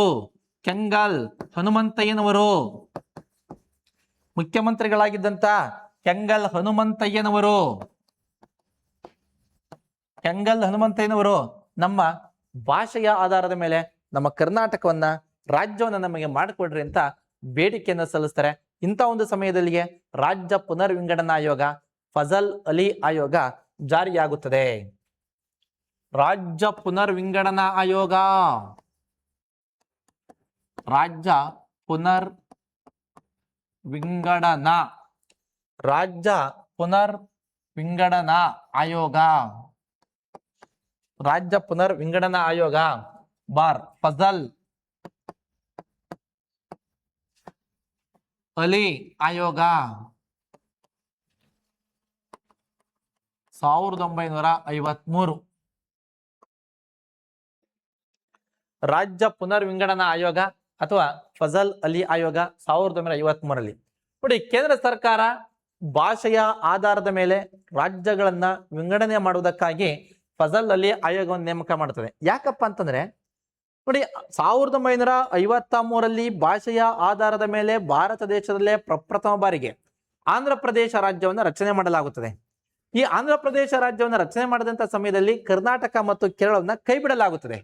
ಈ ಕರ್ನಾಟಕ ಮತ್ತು ಕೇರಳವನ್ನ ಕೈಬಿಟ್ಟಂತ ಒಂದು ಸಮಯದಲ್ಲಿ ಕಾಂಗ್ರೆಸ್ನ ಹಿರಿಯ ನಾಯಕರಾಗಿದ್ದಂತ ಅಂದಾನಪ್ಪ ದೊಡ್ಡ ಮೇಟಿಯವರು ಧಾರವಾಡ ಜಿಲ್ಲೆಯ ಜಕ್ಕಲಿ ಗ್ರಾಮದಲ್ಲಿ ಉಪವಾಸಕ್ಕೆ ಕುಳಿತಂತ ಒಂದು ಸಮಯದಲ್ಲಿ ಆಗ 1953ರಲ್ಲಿ ಫಜಲ್ ಅಲಿ ಆಯೋಗ ರಾಜ್ಯ ಪುನರ್ ವಿಂಗಡನಾ ಆಯೋಗವನ್ನ ಕೇಂದ್ರ ಸರ್ಕಾರ ನೇಮಕ ಮಾಡುತ್ತದೆ. ನೋಡಿ, ಹಾಗಾದ್ರೆ ಇದರಲ್ಲಿ ಅಧ್ಯಕ್ಷರು ಫಜಲ್ ಅಲಿ, ಅಧ್ಯಕ್ಷರು ಫಜಲ್ ಅಲಿ, ಅಧ್ಯಕ್ಷರು ಫಜಲ್ ಅಲಿ. ಇದರ ಸದಸ್ಯರು ಎಚ್.ಎನ್. ಕುಂಜ್ರು ಮತ್ತು ಕೆ.ಎಂ. ಫಣಿಕ್ಕರ್. ನೋಡಿ ವಿದ್ಯಾರ್ಥಿಗಳೇ, ಅಧ್ಯಕ್ಷರು ಫಜಲ್ ಅಲಿ, ಅಧ್ಯಕ್ಷರು ಫಜಲ್ ಅಲಿ, ಸದಸ್ಯರು ಎಚ್.ಎನ್. ಕುಂಜ್ರು ಮತ್ತು ಕೆ.ಎಂ. ಫಣಿಕ್ಕರ್. ಎಚ್.ಎನ್. ಕುಂಜ್ರು ಮತ್ತು ಕೆ.ಎಂ. ಫಣಿಕ್ಕರ್ ಇದರ ಸದಸ್ಯರಾಗಿದ್ದಂಥವರು. ನೋಡಿ, ಈ 3 ಜನರನ್ನ ಒಳಗೊಂಡಂತಹ ಈ ಒಂದು ರಾಜ್ಯ ಪುನರ್ ವಿಂಗಡನಾ ಆಯೋಗ ಅಥವಾ ಫಜಲ್ ಅಲಿ ಆಯೋಗ ತನ್ನ ಸಂಪೂರ್ಣವಾದಂತ ವರದಿಯನ್ನ 1955ರಲ್ಲಿ ಕೇಂದ್ರ ಸರ್ಕಾರಕ್ಕೆ ಸಲ್ಲಿಸುತ್ತದೆ. ನೋಡಿ, ಈ ರಾಜ್ಯ ಪುನರ್ ವಿಂಗಡನಾ ಆಯೋಗ ಅಥವಾ ಫಜಲ್ ಅಲಿ ಆಯೋಗ ತನ್ನ ವರದಿಯನ್ನ ಕೇಂದ್ರ ಸರ್ಕಾರಕ್ಕೆ ಯಾವಾಗ ಸಲ್ಲಿಸಿತು? 1955ರಲ್ಲಿ ಸಲ್ಲಿಸುತ್ತದೆ. ಈ ವರದಿಯ ಆದೇಶದ ಮೇರೆಗೆ 1956 ನವೆಂಬರ್ 1ರಂದು 1956 ನವೆಂಬರ್ 1ರಂದು ವಿಶಾಲ ಏಕೀಕೃತ ಮೈಸೂರು ಸಾಮ್ರಾಜ್ಯವನ್ನು ರಚನೆ ಮಾಡಲಾಯಿತು. ನೋಡಿ, ಮೈಸೂರು ರಾಜ್ಯವನ್ನ ವಿಶಾಲ ಏಕೀಕೃತ ಮೈಸೂರು ಸಾಮ್ರಾಜ್ಯ, ಮೈಸೂರು ರಾಜ್ಯವಾಗಿ ನಿರ್ಮಾಣ ಮಾಡಲಾಯಿತು. 1956 ನವೆಂಬರ್ 1ರಂದು ಮೈಸೂರು ರಾಜ್ಯವನ್ನ ವಿಶಾಲ ಏಕೀಕೃತ ಮೈಸೂರು ರಾಜ್ಯ, ವಿಶಾಲ ಏಕೀಕೃತ ಮೈಸೂರು ರಾಜ್ಯ ಎಂದು ಮರುನಾಮಕರಣ ಮಾಡಲಾಯಿತು. ನೋಡಿ ವಿದ್ಯಾರ್ಥಿಗಳೇ, 1956ರಲ್ಲಿ 1956 ನವೆಂಬರ್ 1ನೇ ತಾರೀಕಿನಂದು ಮೈಸೂರು ರಾಜ್ಯವನ್ನ ವಿಶಾಲ ಏಕೀಕೃತ ಮೈಸೂರು ರಾಜ್ಯ ಎಂದು ಮರುನಾಮಕರಣ ಮಾಡಲಾಗುತ್ತದೆ. ಅಂದಿನ ಮುಖ್ಯಮಂತ್ರಿ ಎಸ್ ನಿಜಲಿಂಗಪ್ಪನವರು, ಅಂದಿನ ಮುಖ್ಯಮಂತ್ರಿಯಾಗಿದ್ದಂಥವರೇ ಎಸ್ ನಿಜಲಿಂಗಪ್ಪ, ಅಂದಿನ ಮುಖ್ಯಮಂತ್ರಿಯಾಗಿದ್ದಂಥವರೇ ಎಸ್ ನಿಜಲಿಂಗಪ್ಪ. ಆಗ ಈ ಹೊಸ ರಾಜ್ಯವನ್ನ ಅಂದಿನ ರಾಷ್ಟ್ರಪತಿಗಳಾದಂತ ಡಾಕ್ಟರ್ ಬಾಬು ರಾಜೇಂದ್ರ ಪ್ರಸಾದ್ ರವರು ಉದ್ಘಾಟನೆ ಮಾಡಿದರು. ನೋಡಿ, ಹೊಸ ರಾಜ್ಯವನ್ನ ಡಾಕ್ಟರ್ ಬಾಬು ರಾಜೇಂದ್ರ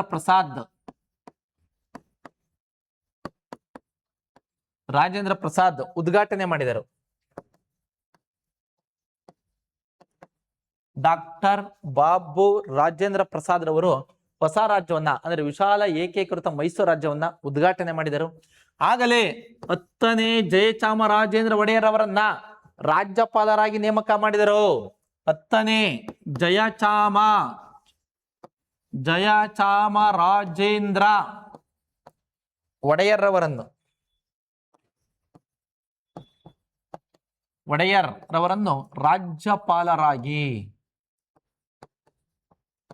ರಾಜ್ಯಪಾಲರಾಗಿ ನೇಮಕ ಮಾಡಲಾಗುತ್ತದೆ. 10ನೇ ಜಯಚಾಮರಾಜೇಂದ್ರ ಒಡೆಯರ್ ಅವರನ್ನ ರಾಜ್ಯಪಾಲರಾಗಿ ನೇಮಕ ಮಾಡಲಾಗುತ್ತದೆ. ಆಗ ಬೆಂಗಳೂರು ಅಧಿಕೃತ ರಾಜಧಾನಿ ಆಯಿತು. ಅಧಿಕೃತ ಅಧಿಕೃತ ರಾಜಧಾನಿಯಾಯಿತು. ನೋಡಿ ವಿದ್ಯಾರ್ಥಿಗಳೇ,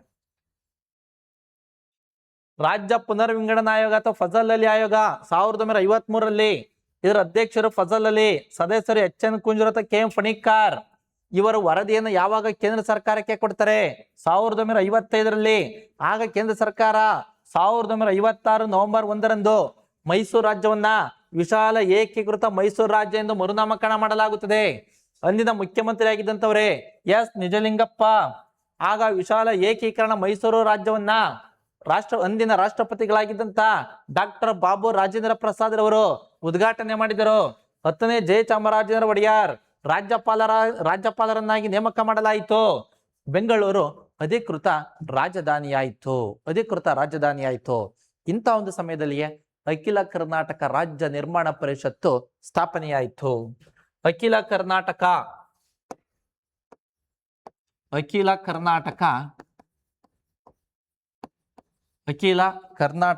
ರಾಜ್ಯ ನಿರ್ಮಾಣ ಪರಿಷತ್ತು. ನೋಡಿ, ಅಖಿಲ ಕರ್ನಾಟಕ ರಾಜ್ಯ ನಿರ್ಮಾಣ ಪರಿಷತ್ತು ಯಾವಾಗ ಸ್ಥಾಪನೆ ಮಾಡಲಾಯಿತು? 1953. ಅಖಿಲ ಕರ್ನಾಟಕ ರಾಜ್ಯ ನಿರ್ಮಾಣ ಪರಿಷತ್ತು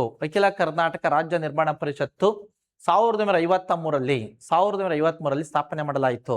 ನೋಡಿ, ಅಖಿಲ ಕರ್ನಾಟಕ ರಾಜ್ಯ ನಿರ್ಮಾಣ ಪರಿಷತ್ನ ಪ್ರಥಮ ಅಧಿವೇಶನವನ್ನು 1953ರಲ್ಲಿ ದಾವಣಗೆರೆಯಲ್ಲಿ ನಡೆಸಲಾಯಿತು. ದಾವಣಗೆರೆಯಲ್ಲಿ ನಡೆಸಲಾಗುತ್ತದೆ. ಹಾಗಾದ್ರೆ ದಾವಣಗೆರೆಯಲ್ಲಿ ನಡೆದಂತ ಇದರ ಅಧ್ಯಕ್ಷತೆಯನ್ನು ವಹಿಸಿಕೊಂಡಿದ್ದಂಥವರು ಕೆ.ಆರ್. ಕಾರಂತ್ ರವರು. ನೋಡಿ, ಅಖಿಲ ಕರ್ನಾಟಕ ರಾಜ್ಯ ನಿರ್ಮಾಣ ಪರಿಷತ್ತು 1953ರಲ್ಲಿ ಸ್ಥಾಪನೆ ಮಾಡಲಾಗುತ್ತದೆ. ಇದೇ 1953ರಲ್ಲಿ ದಾವಣಗೆರೆಯಲ್ಲಿ ನಡೆದಂತಹ ಪ್ರಥಮ ಅಖಿಲ ಕರ್ನಾಟಕ ರಾಜ್ಯ ನಿರ್ಮಾಣ ಪರಿಷತ್ತಿನ ಅಧ್ಯಕ್ಷತೆಯನ್ನು ವಹಿಸಿಕೊಂಡಿದ್ದಂಥವರೇ ಕೆ.ಆರ್. ಕಾರಂತ್ ರವರು. ನೋಡಿ, ತದನಂತರ ಎರಡನೇ ಅಧಿವೇಶನದ ಅಧ್ಯಕ್ಷತೆಯನ್ನು ವಹಿಸಿಕೊಂಡಿದ್ದಂಥವರು ಅಲ್ವಾಡಿ ಶಿವಮೂರ್ತಿ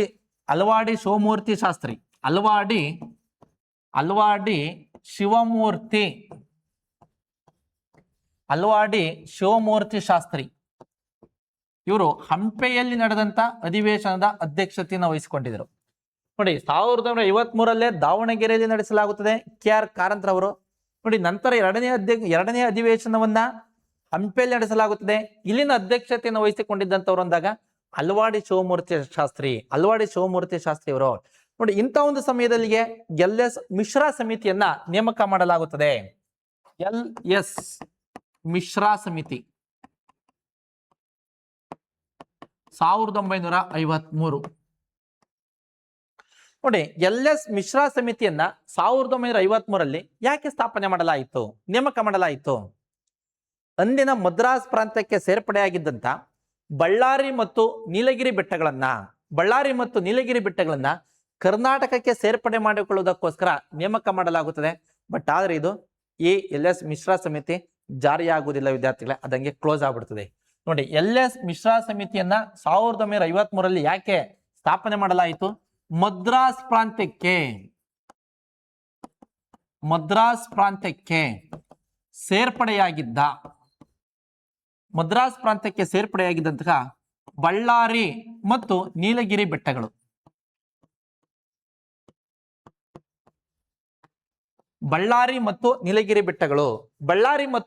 ಬೆಟ್ಟಗಳನ್ನ ಕರ್ನಾಟಕಕ್ಕೆ ಸೇರ್ಪಡೆ ಮಾಡಿಕೊಳ್ಳಬೇಕೆಂಬ ಉದ್ದೇಶದಿಂದ ಮಿಶ್ರಾ ಸಮಿತಿ ನೇಮಕ ಮಾಡಲಾಗಿತ್ತು. ಬಟ್ ಆದ್ರೆ ಇದು ಜಾರಿ ಆಗೋದಿಲ್ಲ, ಹಾಗೆ ಕ್ಲೋಸ್ ಆಗ್ಬಿಡ್ತದೆ ವಿದ್ಯಾರ್ಥಿಗಳೇ. ನಂತರ ವಾಂಚು ಸಮಿತಿಯನ್ನು ನೇಮಕ ಮಾಡಿದ್ರು. ವಾಂಚು ಸಮಿತಿ 1953ರಲ್ಲಿ. ನೋಡಿ, ಈ ವಾಂಚು ಸಮಿತಿಯನ್ನ ಯಾಕಪ್ಪ ಸ್ಥಾಪನೆ ಮಾಡ್ತಾರೆ ಅಂತಂದಾಗ ಆಂಧ್ರ ಪ್ರದೇಶಕ್ಕೆ ಸೇರ್ಪಡೆಯಾಗಿದ್ದಂತ ಆಲೂರು ಆದೋನಿ ರಾಯದುರ್ಗಗಳನ್ನ ಕರ್ನಾಟಕಕ್ಕೆ ಸೇರ್ಪಡೆ ಮಾಡಿಕೊಳ್ಳಬೇಕೆಂಬ ಉದ್ದೇಶದಿಂದ ವಾಂಚು ಸಮಿತಿಯನ್ನ ನೇಮಕ ಮಾಡಲಾಗಿತ್ತು. ನೋಡಿ, ಆಂಧ್ರ ಪ್ರದೇಶಕ್ಕೆ ಸೇರ್ಪಡೆಯಾಗಿದ್ದ ಆಲೂರು ಆದೋನಿ ರಾಯದುರ್ಗ ರಾಯದುರ್ಗಗಳನ್ನ ಕರ್ನಾಟಕಕ್ಕೆ ಸೇರ್ಪಡೆ ಮಾಡಿಕೊಳ್ಳಬೇಕೆಂಬ ಉದ್ದೇಶದಿಂದ ಈ ವಾಂಚೋ ಸಮಿತಿಯನ್ನ ನೇಮಕ ಮಾಡಲಾಗಿತ್ತು. ನೋಡಿ, ತದನಂತರ ಮಹಾಜನ್ ಆಯೋಗವನ್ನ ನೇಮಕ ಮಾಡಲಾಯಿತು. ಮಹಾಜನ್ ಆಯೋಗ 1965. ಮಹಾಜನ್ ಆಯೋಗ 1965. ನೋಡಿ, ಒಂದು ಮಹಾಜನ್ ಆಯೋಗ ಯಾಕಪ್ಪ ನೇಮಕ ಮಾಡಲಾಯಿತು? ಕರ್ನಾಟಕ, ಮಹಾರಾಷ್ಟ್ರ, ಕೇರಳ ರಾಜ್ಯದ ಗಡಿ ವಿವಾದವನ್ನ ಪರಿಹಾರ ಮಾಡುವುದಕ್ಕಾಗಿ ಸುಪ್ರೀಂ ಕೋರ್ಟಿನ ನಿವೃತ್ತ ಮುಖ್ಯ ನ್ಯಾಯಮೂರ್ತಿಯಾಗಿದ್ದಂಥ ಮಹಾಜನ್ರವರ ನಾಯಕತ್ವದಲ್ಲಿ ಏಕ ಸದಸ್ಯ ಆಯೋಗವನ್ನ ನೇಮಕ ಮಾಡಲಾಯಿತು. ನೋಡಿ, ಕರ್ನಾಟಕ, ಮಹಾರಾಷ್ಟ್ರ, ಕೇರಳ ಈ 3 ರಾಜ್ಯಗಳ ಗಡಿ ವಿವಾದ ಬಗೆಹರಿಸಲು, ನೋಡಿ, ಗಡಿ ವಿವಾದವನ್ನ ಬಗೆಹರಿಸುವುದಕ್ಕಾಗಿ ಮಹಾಜನ್ ಆಯೋಗವನ್ನು ನೇಮಕ ಮಾಡಲಾಯಿತು. ನೋಡಿ, ಕರ್ನಾಟಕ, ಮಹಾರಾಷ್ಟ್ರ, ಕೇರಳ ರಾಜ್ಯಗಳ ಗಡಿ ವಿವಾದವನ್ನ ಬಗೆಹರಿಸುವುದಕ್ಕಾಗಿ 1965ರಲ್ಲಿ ಸುಪ್ರೀಂ ಕೋರ್ಟ್ನ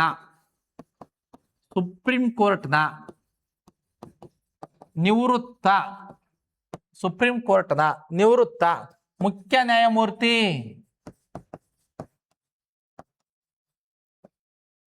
ನ್ಯಾಯಮೂರ್ತಿಗಳಾದಂಥ ಮಹಾಜನ್ರವರ ನಾಯಕತ್ವದಲ್ಲಿ ಏಕ ಸದಸ್ಯ ಆಯೋಗ,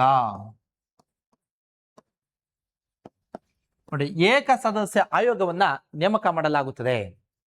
ಆಗ ಈ ಮಹಾಜನ್ರವರು ಕರ್ನಾಟಕ, ಮಹಾರಾಷ್ಟ್ರ, ಕೇರಳ ರಾಜ್ಯಗಳ ಗಡಿಯನ್ನ ಅಧ್ಯಯನ ಮಾಡುವುದರ ಮೂಲಕ 1967ರಲ್ಲಿ 196 ಪುಟಗಳ ವರದಿ ಕೇಂದ್ರ ಸರ್ಕಾರಕ್ಕೆ ಕೊಡ್ತಾರೆ. ನೋಡಿ ವಿದ್ಯಾರ್ಥಿಗಳೇ, 1967ರಲ್ಲಿ 196 ಪುಟಗಳ ವರದಿ, 196 ಪುಟಗಳ ವರದಿಯನ್ನು ಕೇಂದ್ರ ಸರ್ಕಾರಕ್ಕೆ ಕೊಡ್ತಾರೆ. 196 ಪುಟಗಳ ವರದಿಯನ್ನು ಅಧ್ಯಯನ ಮಾಡಿದಂತ ಕೇಂದ್ರ ಸರ್ಕಾರ ಇದೇ 1973 ನವೆಂಬರ್ 1ರಂದು ವಿಶಾಲ ಏಕೀಕೃತ ಮೈಸೂರು ರಾಜ್ಯವನ್ನ ಕರ್ನಾಟಕ ಎಂದು ಮರುನಾಮಕರಣ ಮಾಡಲಾಗುತ್ತದೆ. ನೋಡಿ, 1973 ನವೆಂಬರ್ 1ನೇ ತಾರೀಕಿನಂದು ವಿಶಾಲ ಏಕೀಕೃತ ಮೈಸೂರು ರಾಜ್ಯವನ್ನ ಕರ್ನಾಟಕ ಎಂದು ಮರುನಾಮಕರಣ ಮಾಡಲಾಯಿತು. ನೋಡಿ, 1973 ನವೆಂಬರ್ 1ರಂದು ಕರ್ನಾಟಕ ಎಂದು ಮರುನಾಮಕರಣ ಮಾಡಲಾಯಿತು. ಅಂದಿನ ಮುಖ್ಯಮಂತ್ರಿಗಳಾಗಿದ್ದಂಥ ದೇವರಾಜ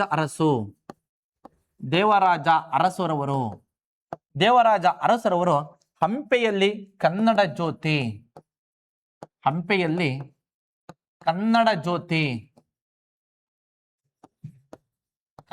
ಜ್ಯೋತಿ ಬೆಳಗಿಸುವುದರ ಮೂಲಕ ಹೊಸ ರಾಜ್ಯವನ್ನ ಉದ್ಘಾಟನೆ ಮಾಡಿದರು. ನೋಡಿ, 1967ರಲ್ಲಿ 196 ಪುಟಗಳ ವರದಿಯನ್ನ ಕೇಂದ್ರ ಸರ್ಕಾರಕ್ಕೆ ಮಹಾಜನ್ ಆಯೋಗ ಕೊಡ್ತದೆ. ಆ ವರದಿಯ ಆಧಾರದ ಮೇಲೆ 1973 ನವೆಂಬರ್ 1ರಂದು ವಿಶಾಲ ಏಕೀಕೃತ ಮೈಸೂರು ರಾಜ್ಯವನ್ನ ಕರ್ನಾಟಕ ಎಂದು ಮರುನಾಮಕರಣ ಮಾಡಲಾಗುತ್ತದೆ. ಅಂದಿನ ಮುಖ್ಯಮಂತ್ರಿಯಾಗಿದ್ದಂಥವರೇ ದೇವರಾಜ ಅರಸರವರು. ಇವರು ಹಂಪೆಯಲ್ಲಿ ಕನ್ನಡ ಜ್ಯೋತಿಯನ್ನ ಬೆಳಗಿಸುವುದರ ಮೂಲಕ ಹೊಸ ರಾಜ್ಯವನ್ನು ಉದ್ಘಾಟನೆ ಮಾಡ್ತಾರೆ. ಹಾಗಾದ್ರೆ ಮಹಾಜನ್ ಆಯೋಗದಲ್ಲಿ ಏನೇನು ವರದಿ ಇತ್ತು? ಅಕ್ಕಲಕೋಟ್, ಜತ್, ಕಾಸರಗೋಡು ಪ್ರಾಂತ್ಯಗಳು ಕರ್ನಾಟಕಕ್ಕೆ ಸೇರ್ಪಡೆಯಾಗಬೇಕು. ನೋಡಿ, ಅಕ್ಕಲಕೋಟ್,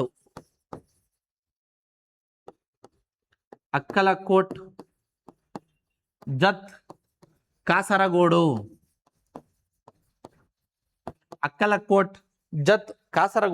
ಇವು ಕೇರಳದಲ್ಲಿವೆ. ಇವೇನಾಗಬೇಕು? ಕರ್ನಾಟಕಕ್ಕೆ ಸೇರ್ಪಡೆ ಆಗಬೇಕು ಅಂತ ಕೊಡ್ತು. ಖಾನಾಪುರ, ನಿಪ್ಪಾಣಿ, ಹಳಿಯಾಳ ಇವು ಮುಂಬೈ ಪ್ರಾಂತ್ಯಕ್ಕೆ ಅಂದ್ರೆ ಮಹಾರಾಷ್ಟ್ರಕ್ಕೆ ಸೇರ್ಪಡೆ ಆಗಬೇಕಂತ ವರದಿ ಕೊಟ್ಟಿತ್ತು. ಬೆಳಗಾವಿ ಕರ್ನಾಟಕದ ಅವಿಭಾಜ್ಯ ಅಂಗ ಎಂದು ವರದಿಯನ್ನ ಕೊಟ್ಟಿತ್ತು. ನೋಡಿ, ಮಹಾಜನ್ ಆಯೋಗದಲ್ಲಿ ಇದ್ದಂತ ವರದಿಗಳೇನಪ್ಪ ಅಂದಾಗ ಅಕ್ಕಲಕೋಟ್, ಜತ್, ಕಾಸರಗೋಟು ಕೇರಳದಲ್ಲಿವೆ, ಅವು ಕರ್ನಾಟಕಕ್ಕೆ ಸೇರ್ಪಡೆ ಆಗಬೇಕು. ಖಾನಾಪುರ, ನಿಪ್ಪಾಣಿ, ಹಳಿಯಾಳ ಕರ್ನಾಟಕದಲ್ಲಿವೆ, ಮುಂಬೈಗೆ ಸೇರ್ಬೇಕಂತ ಕೊಟ್ಟಿತ್ತು. ಬಟ್ ಬೆಳಗಾವಿ ಕರ್ನಾಟಕದ ಅವಿಭಾಜ್ಯ ಅಂಗ, ಕರ್ನಾಟಕಕ್ಕೆ ಸೇರಿರುವಂತದ್ದು ಅಂತ ವರದಿ ಕೊಟ್ಟಿತ್ತು. ಇದೆಲ್ಲದರ ಆಧಾರದ ಮೇಲೆ ಮಹಾಜನ್ ಆಯೋಗ 1973 ನವೆಂಬರ್ 1ರಂದು ಕರ್ನಾಟಕ ಎಂದು ವಿಶಾಲ ಏಕೀಕೃತ ಮೈಸೂರು ರಾಜ್ಯಕ್ಕೆ ಮರುನಾಮಕರಣ ಮಾಡಲಾಗ್ತದೆ. ಅಂದಿನ ಮುಖ್ಯಮಂತ್ರಿಗಳಾದಂಥ ದೇವರಾಜ ಅರಸುರವರು ಹಂಪೆಯಲ್ಲಿ ಕನ್ನಡ ಜ್ಯೋತಿಯನ್ನ ಬೆಳಗಿಸುವುದರ ಮೂಲಕ ಹೊಸ ರಾಜ್ಯವಾದಂಥ ಕರ್ನಾಟಕ ರಾಜ್ಯವನ್ನ ಉದ್ಘಾಟನೆ ಮಾಡಿದರು. ಹೀಗಾಗಿ ನಾವಿನ್ನ ಕರ್ನಾಟಕ ಅಂತ ಇದ್ದೇವೆ. ಮುಂದೆ ಯಾರಾದರೂ ಏನಾದರೂ ಬದಲಾವಣೆ ಮಾಡಿದ್ರೆ ಮತ್ತೆ ಇತಿಹಾಸ ಮುಂದಕ್ಕೆ ಹೋಗ್ತದೆ, ಇಲ್ಲ ಅಂದ್ರೆ ಇಷ್ಟಕ್ಕೆ ಸ್ಟಾಪ್ ಆಗ್ತದೆ ವಿದ್ಯಾರ್ಥಿಗಳು. ಇದಿಷ್ಟು ಕರ್ನಾಟಕದ ಏಕೀಕರಣ.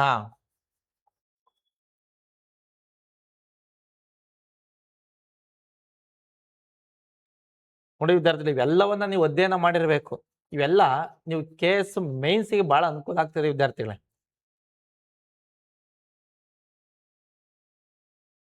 ನೋಡಿ, JVP ಸಮಿತಿ 1949, 1948ರ ಜೈಪುರ ಕಾಂಗ್ರೆಸ್ ಅಧಿವೇಶನದ ಅಧ್ಯಕ್ಷತೆಯನ್ನು ವಹಿಸಿಕೊಂಡಿದ್ದಂತ ಪಟ್ಟಾಭಿ ಸೀತಾರಾಮಯ್ಯನವರ ನಾಯಕತ್ವದಲ್ಲಿ ಒಂದು ರಚನೆ ಮಾಡಿದರು. ಅದೇ JVP ಸಮಿತಿ ಜವಾಹರ್ಲಾಲ್ ನೆಹರು, ವಲ್ಲಭಭಾಯಿ ಪಟೇಲ್, ಪಟ್ಟಾಭಿ ಸೀತಾರಾಮಯ್ಯರನ್ನ ಒಳಗೊಂಡಿದ್ದು. ಇದು ಯಾಕೆ ರಚನೆ ಆಗಿತ್ತು?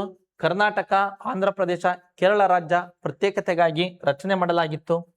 ಆಗ ಆಂಧ್ರ ಪ್ರದೇಶ ರಾಜ್ಯ ರಚನೆಗೆ ಪಟ್ಟಿ ಶ್ರೀರಾಮುಲು 58 ದಿನಗಳ ಕಾಲ ಉಪವಾಸ ಕುಳಿತು ಮರಣವಂತರೆ 1952ರಲ್ಲಿ. ಆಗ 1953ರಲ್ಲಿ ಭಾರತದಲ್ಲೇ ಪ್ರಪ್ರಥಮ ಬಾರಿಗೆ ಭಾಷೆಯ ಆಧಾರದ ಮೇಲೆ ಆಂಧ್ರ ಪ್ರದೇಶ ರಾಜ್ಯವನ್ನು ರಚನೆ ಮಾಡಲಾಗುತ್ತದೆ. ಆಗ ಕರ್ನಾಟಕ ಮತ್ತು ಕೇರಳವನ್ನ ಕೈ ಬಿಡಲಾಗುತ್ತದೆ. ಆಗ ಅಂದಾನಪ್ಪ ದೊಡ್ಡಮೇಟಿಯವರು ಧಾರವಾಡದ ಜಕ್ಕಲಿ ಗ್ರಾಮದಲ್ಲಿ ಉಪವಾಸವನ್ನ ಕುಳಿತರು ಕರ್ನಾಟಕ ರಾಜ್ಯವನ್ನು ಮಾಡಬೇಕಂತ. ಆಗಲೇ ನಾನಲ್ ಕಾಂಗ್ರೆಸ್ ಅಧಿವೇಶನ 1953ರಲ್ಲಿ ನಡೀತದೆ. ಹೈದರಾಬಾದ್ನ ನಾನಲ್ ನಗರದಲ್ಲಿ ಅಲ್ಲಿ ಕೆಂಗಲ್ ಹನುಮಂತಯ್ಯನವರು ನಮ್ಮ ಮುಖ್ಯಮಂತ್ರಿಗಳು ಅಲ್ಲಿಗೆ ಭೇಟಿ ನೀಡಿ ಕರ್ನಾಟಕ ರಾಜ್ಯವನ್ನ ಮಾಡಬೇಕಂತ ಬೇಡಿಕೆ ಸಲ್ಲಿಸ್ತಾರೆ. ಆಗಲೇ ರಾಜ್ಯ ಪುನರ್ ವಿಂಗಡನಾ ಆಯೋಗ ಫಜಲ್ ಅಲಿ ಆಯೋಗ ಜಾರಿಯಾಗ್ತದೆ. ಅಧ್ಯಕ್ಷರು ಫಜಲ್ ಅಲಿ, ಸದಸ್ಯರು HN ಕುಂಜರು ಮತ್ತು KM ಫಣೀಕರ್. ಇವರು 1955ರಲ್ಲಿ ಕೇಂದ್ರ ಸರ್ಕಾರಕ್ಕೆ ವರದಿ ಕೊಡ್ತಾರೆ. 1956 ನವೆಂಬರ್ 1ರಂದು ಮೈಸೂರು ರಾಜ್ಯವನ್ನ ವಿಶಾಲ ಏಕೀಕೃತ ಮೈಸೂರು ರಾಜ್ಯ ಎಂದು ಮರುನಾಮಕರಣ ಮಾಡಲಾಗ್ತದೆ. ಅಂದಿನ ಮುಖ್ಯಮಂತ್ರಿ S ನಿಜಲಿಂಗಪ್ಪನವರು. ಆಗ ಹೊಸ ರಾಜ್ಯವನ್ನ ರಾಷ್ಟ್ರಪತಿಗಳಾದಂಥ ಡಾಕ್ಟರ್ ಬಾಬು ರಾಜೇಂದ್ರ ಪ್ರಸಾದ್ ಉದ್ಘಾಟನೆ ಮಾಡ್ತಾರೆ. 10ನೇ ಜಯಚಾಮರಾಜೇಂದ್ರ ಒಡೆಯರ್ ಅವರನ್ನ ರಾಜ್ಯಪಾಲರಾಗಿ ನೇಮಕ ಮಾಡ್ತಾರೆ. ಬೆಂಗಳೂರು ಅಂದಿಗೆ ಅಧಿಕೃತ ರಾಜಧಾನಿಯಾಯಿತು. ಅಖಿಲ ಕರ್ನಾಟಕ ರಾಜ್ಯ ನಿರ್ಮಾಣ ಪರಿಷತ್ತು 1953ರಲ್ಲಿ ಸ್ಥಾಪನೆಯಾಯಿತು. 1953ರಲ್ಲಿ ಪ್ರಥಮ ಅಧಿವೇಶನವನ್ನ ದಾವಣಗೆರೆ ನಡೆಸ್ತಾರೆ, ಅಧ್ಯಕ್ಷ ಕಾರಂತ್. ಎರಡನೇ ಅಧಿವೇಶನವನ್ನ ಹಂಪೆಯಲ್ಲಿ ನಡೆಸ್ತಾರೆ, ಅಧ್ಯಕ್ಷ ಅಲ್ವಾಡಿ ಶಿವಮೂರ್ತಿ ಶಾಸ್ತ್ರಿಯವರು. LS ಮಿಶ್ರಾ ಸಮಿತಿ 1953ರಲ್ಲಿ ಮದ್ರಾಸ್ ಪ್ರಾಂತಕ್ಕೆ ಸೇರ್ಪಡೆಯಾಗಿದ್ದಂತ ಬಳ್ಳಾರಿ ಮತ್ತು ನೀಲಗಿರಿ ಬೆಟ್ಟಗಳನ್ನ ಕರ್ನಾಟಕಕ್ಕೆ ಸೇರಿಸುವುದಕ್ಕೆ, ಬಟ್ ಇದು ಜಾರಿಯಾಗುವುದಿಲ್ಲ. ವಾಂಚ ಸಮಿತಿ 1953ರಲ್ಲಿ ಆಂಧ್ರ ಪ್ರದೇಶಕ್ಕೆ ಸೇರ್ಪಡೆಯಾಗಿದ್ದ ಆಲೂರು, ಆದೋನಿ, ರಾಯದುರ್ಗಗಳನ್ನ ಕರ್ನಾಟಕಕ್ಕೆ ಸೇರ್ಪಡೆ ಮಾಡುವುದಕ್ಕಾಗಿ. ನಂತರ ಮಹಾಜನ್ ಆಯೋಗ 1965ರಲ್ಲಿ ಕರ್ನಾಟಕ, ಮಹಾರಾಷ್ಟ್ರ, ಕೇರಳ ಗಡಿ ವಿವಾದ ಬಗೆಹರಿಸುವುದಕ್ಕಾಗಿ. ಆಗ ಇದು 1962ರಲ್ಲಿ 196 ಪುಟಗಳ ವರದಿಯನ್ನ ಕೇಂದ್ರ ಸರ್ಕಾರಕ್ಕೆ ಕೊಡ್ತದೆ. ಅದರಲ್ಲಿ ಅಕ್ಕಲಕೋಟ್, ಜತ್, ಕಾಸರಗೋಡು ಕರ್ನಾಟಕಕ್ಕೆ, ಖಾನಾಪುರ, ನಿಪ್ಪಾಣಿ, ಹಳಿಯಾಳ ಮುಂಬೈ ಪ್ರಾಂತ್ಯಕ್ಕೆ, ಬೆಳಗಾವಿ ಕರ್ನಾಟಕದ ಅವಿಭಾಜ್ಯ ಅಂಗ ಎಂದು ವರದಿ ಕೊಟ್ಟಿತ್ತು. ಈ ವರದಿಯ ಅಧ್ಯಯನದ ಆಧಾರದ ಮೇಲೆ 1973 ನವೆಂಬರ್ 1ನೇ ತಾರೀಕು ಕರ್ನಾಟಕ ರಾಜ್ಯ ಎಂದು ಮರುನಾಮಕರಣ ಮಾಡಲಾಯಿತು. ಅಂದಿನ ಮುಖ್ಯಮಂತ್ರಿ ದೇವರಾಜ ಅರಸುರವರು ಹಂಪೆಯಲ್ಲಿ ಕನ್ನಡ ಜ್ಯೋತಿಯನ್ನ ಬೆಳಗಿಸುವುದರ ಮೂಲಕ ಹೊಸ ರಾಜ್ಯ ಕರ್ನಾಟಕವನ್ನ ಉದ್ಘಾಟನೆ ಮಾಡಿದರು. ನೋಡಿ ವಿದ್ಯಾರ್ಥಿ, ಇಲ್ಲಿಗೆ ಕರ್ನಾಟಕ ಇತಿಹಾಸ ಮುಕ್ತಾಯವಾಯಿತು. ನೋಡಿ, ಈ ಒಂದು ತರಗತಿಯಲ್ಲಿ ಸಂಪೂರ್ಣವಾದಂತ ಕರ್ನಾಟಕದ ಏಕೀಕರಣವನ್ನು ಅಧ್ಯಯನ ಮಾಡಿದೆ ವಿದ್ಯಾರ್ಥಿಗಳೇ. ಇಷ್ಟು ನೀವು ಅಧ್ಯಯನ ಮಾಡಿಬಿಟ್ರೆ PC ಇಂದ ನೀವು KS ವರ್ಗು ಯಾವುದಾದ್ರೂ ಬರ್ಕೊಳ್ರಿ, ಏನಾದ್ರು ಬರ್ಕೊಳ್ರಿ. ಇನ್ನೂ ಹೆಚ್ಚಿನ ಮಾಹಿತಿಗೆ ನಾನು ಬರೆದಿರುವಂತ ಎಕ್ಸಲೆಂಟ್ ಇತಿಹಾಸ ಪುಸ್ತಕವನ್ನ ಎಲ್ಲ ಆನ್ಲೈನ್ ಕೇಂದ್ರಗಳಲ್ಲಿ ರಾಜ್ಯದ ಪ್ರಮುಖ ಪುಸ್ತಕ ಮಳಿಗೆಗಳಲ್ಲಿ ಕೊಂಡು ಅಧ್ಯಯನ ಮಾಡಿ ಮತ್ತು ನಮ್ಮ ಗುರುಕುಲ ಅಕಾಡೆಮಿಯ ತರಗತಿಗಳನ್ನು ವೀಕ್ಷಣೆ ಮಾಡಿ ಹೆಚ್ಚಿನ ಫಲಿತಾಂಶವನ್ನು ಪಡೆಯಿರಿ ಅಂತ ಹೇಳ್ತಾ ತರಗತಿಯನ್ನ ಮುಕ್ತಾಯ ಮಾಡ್ತೇನೆ. Thank you.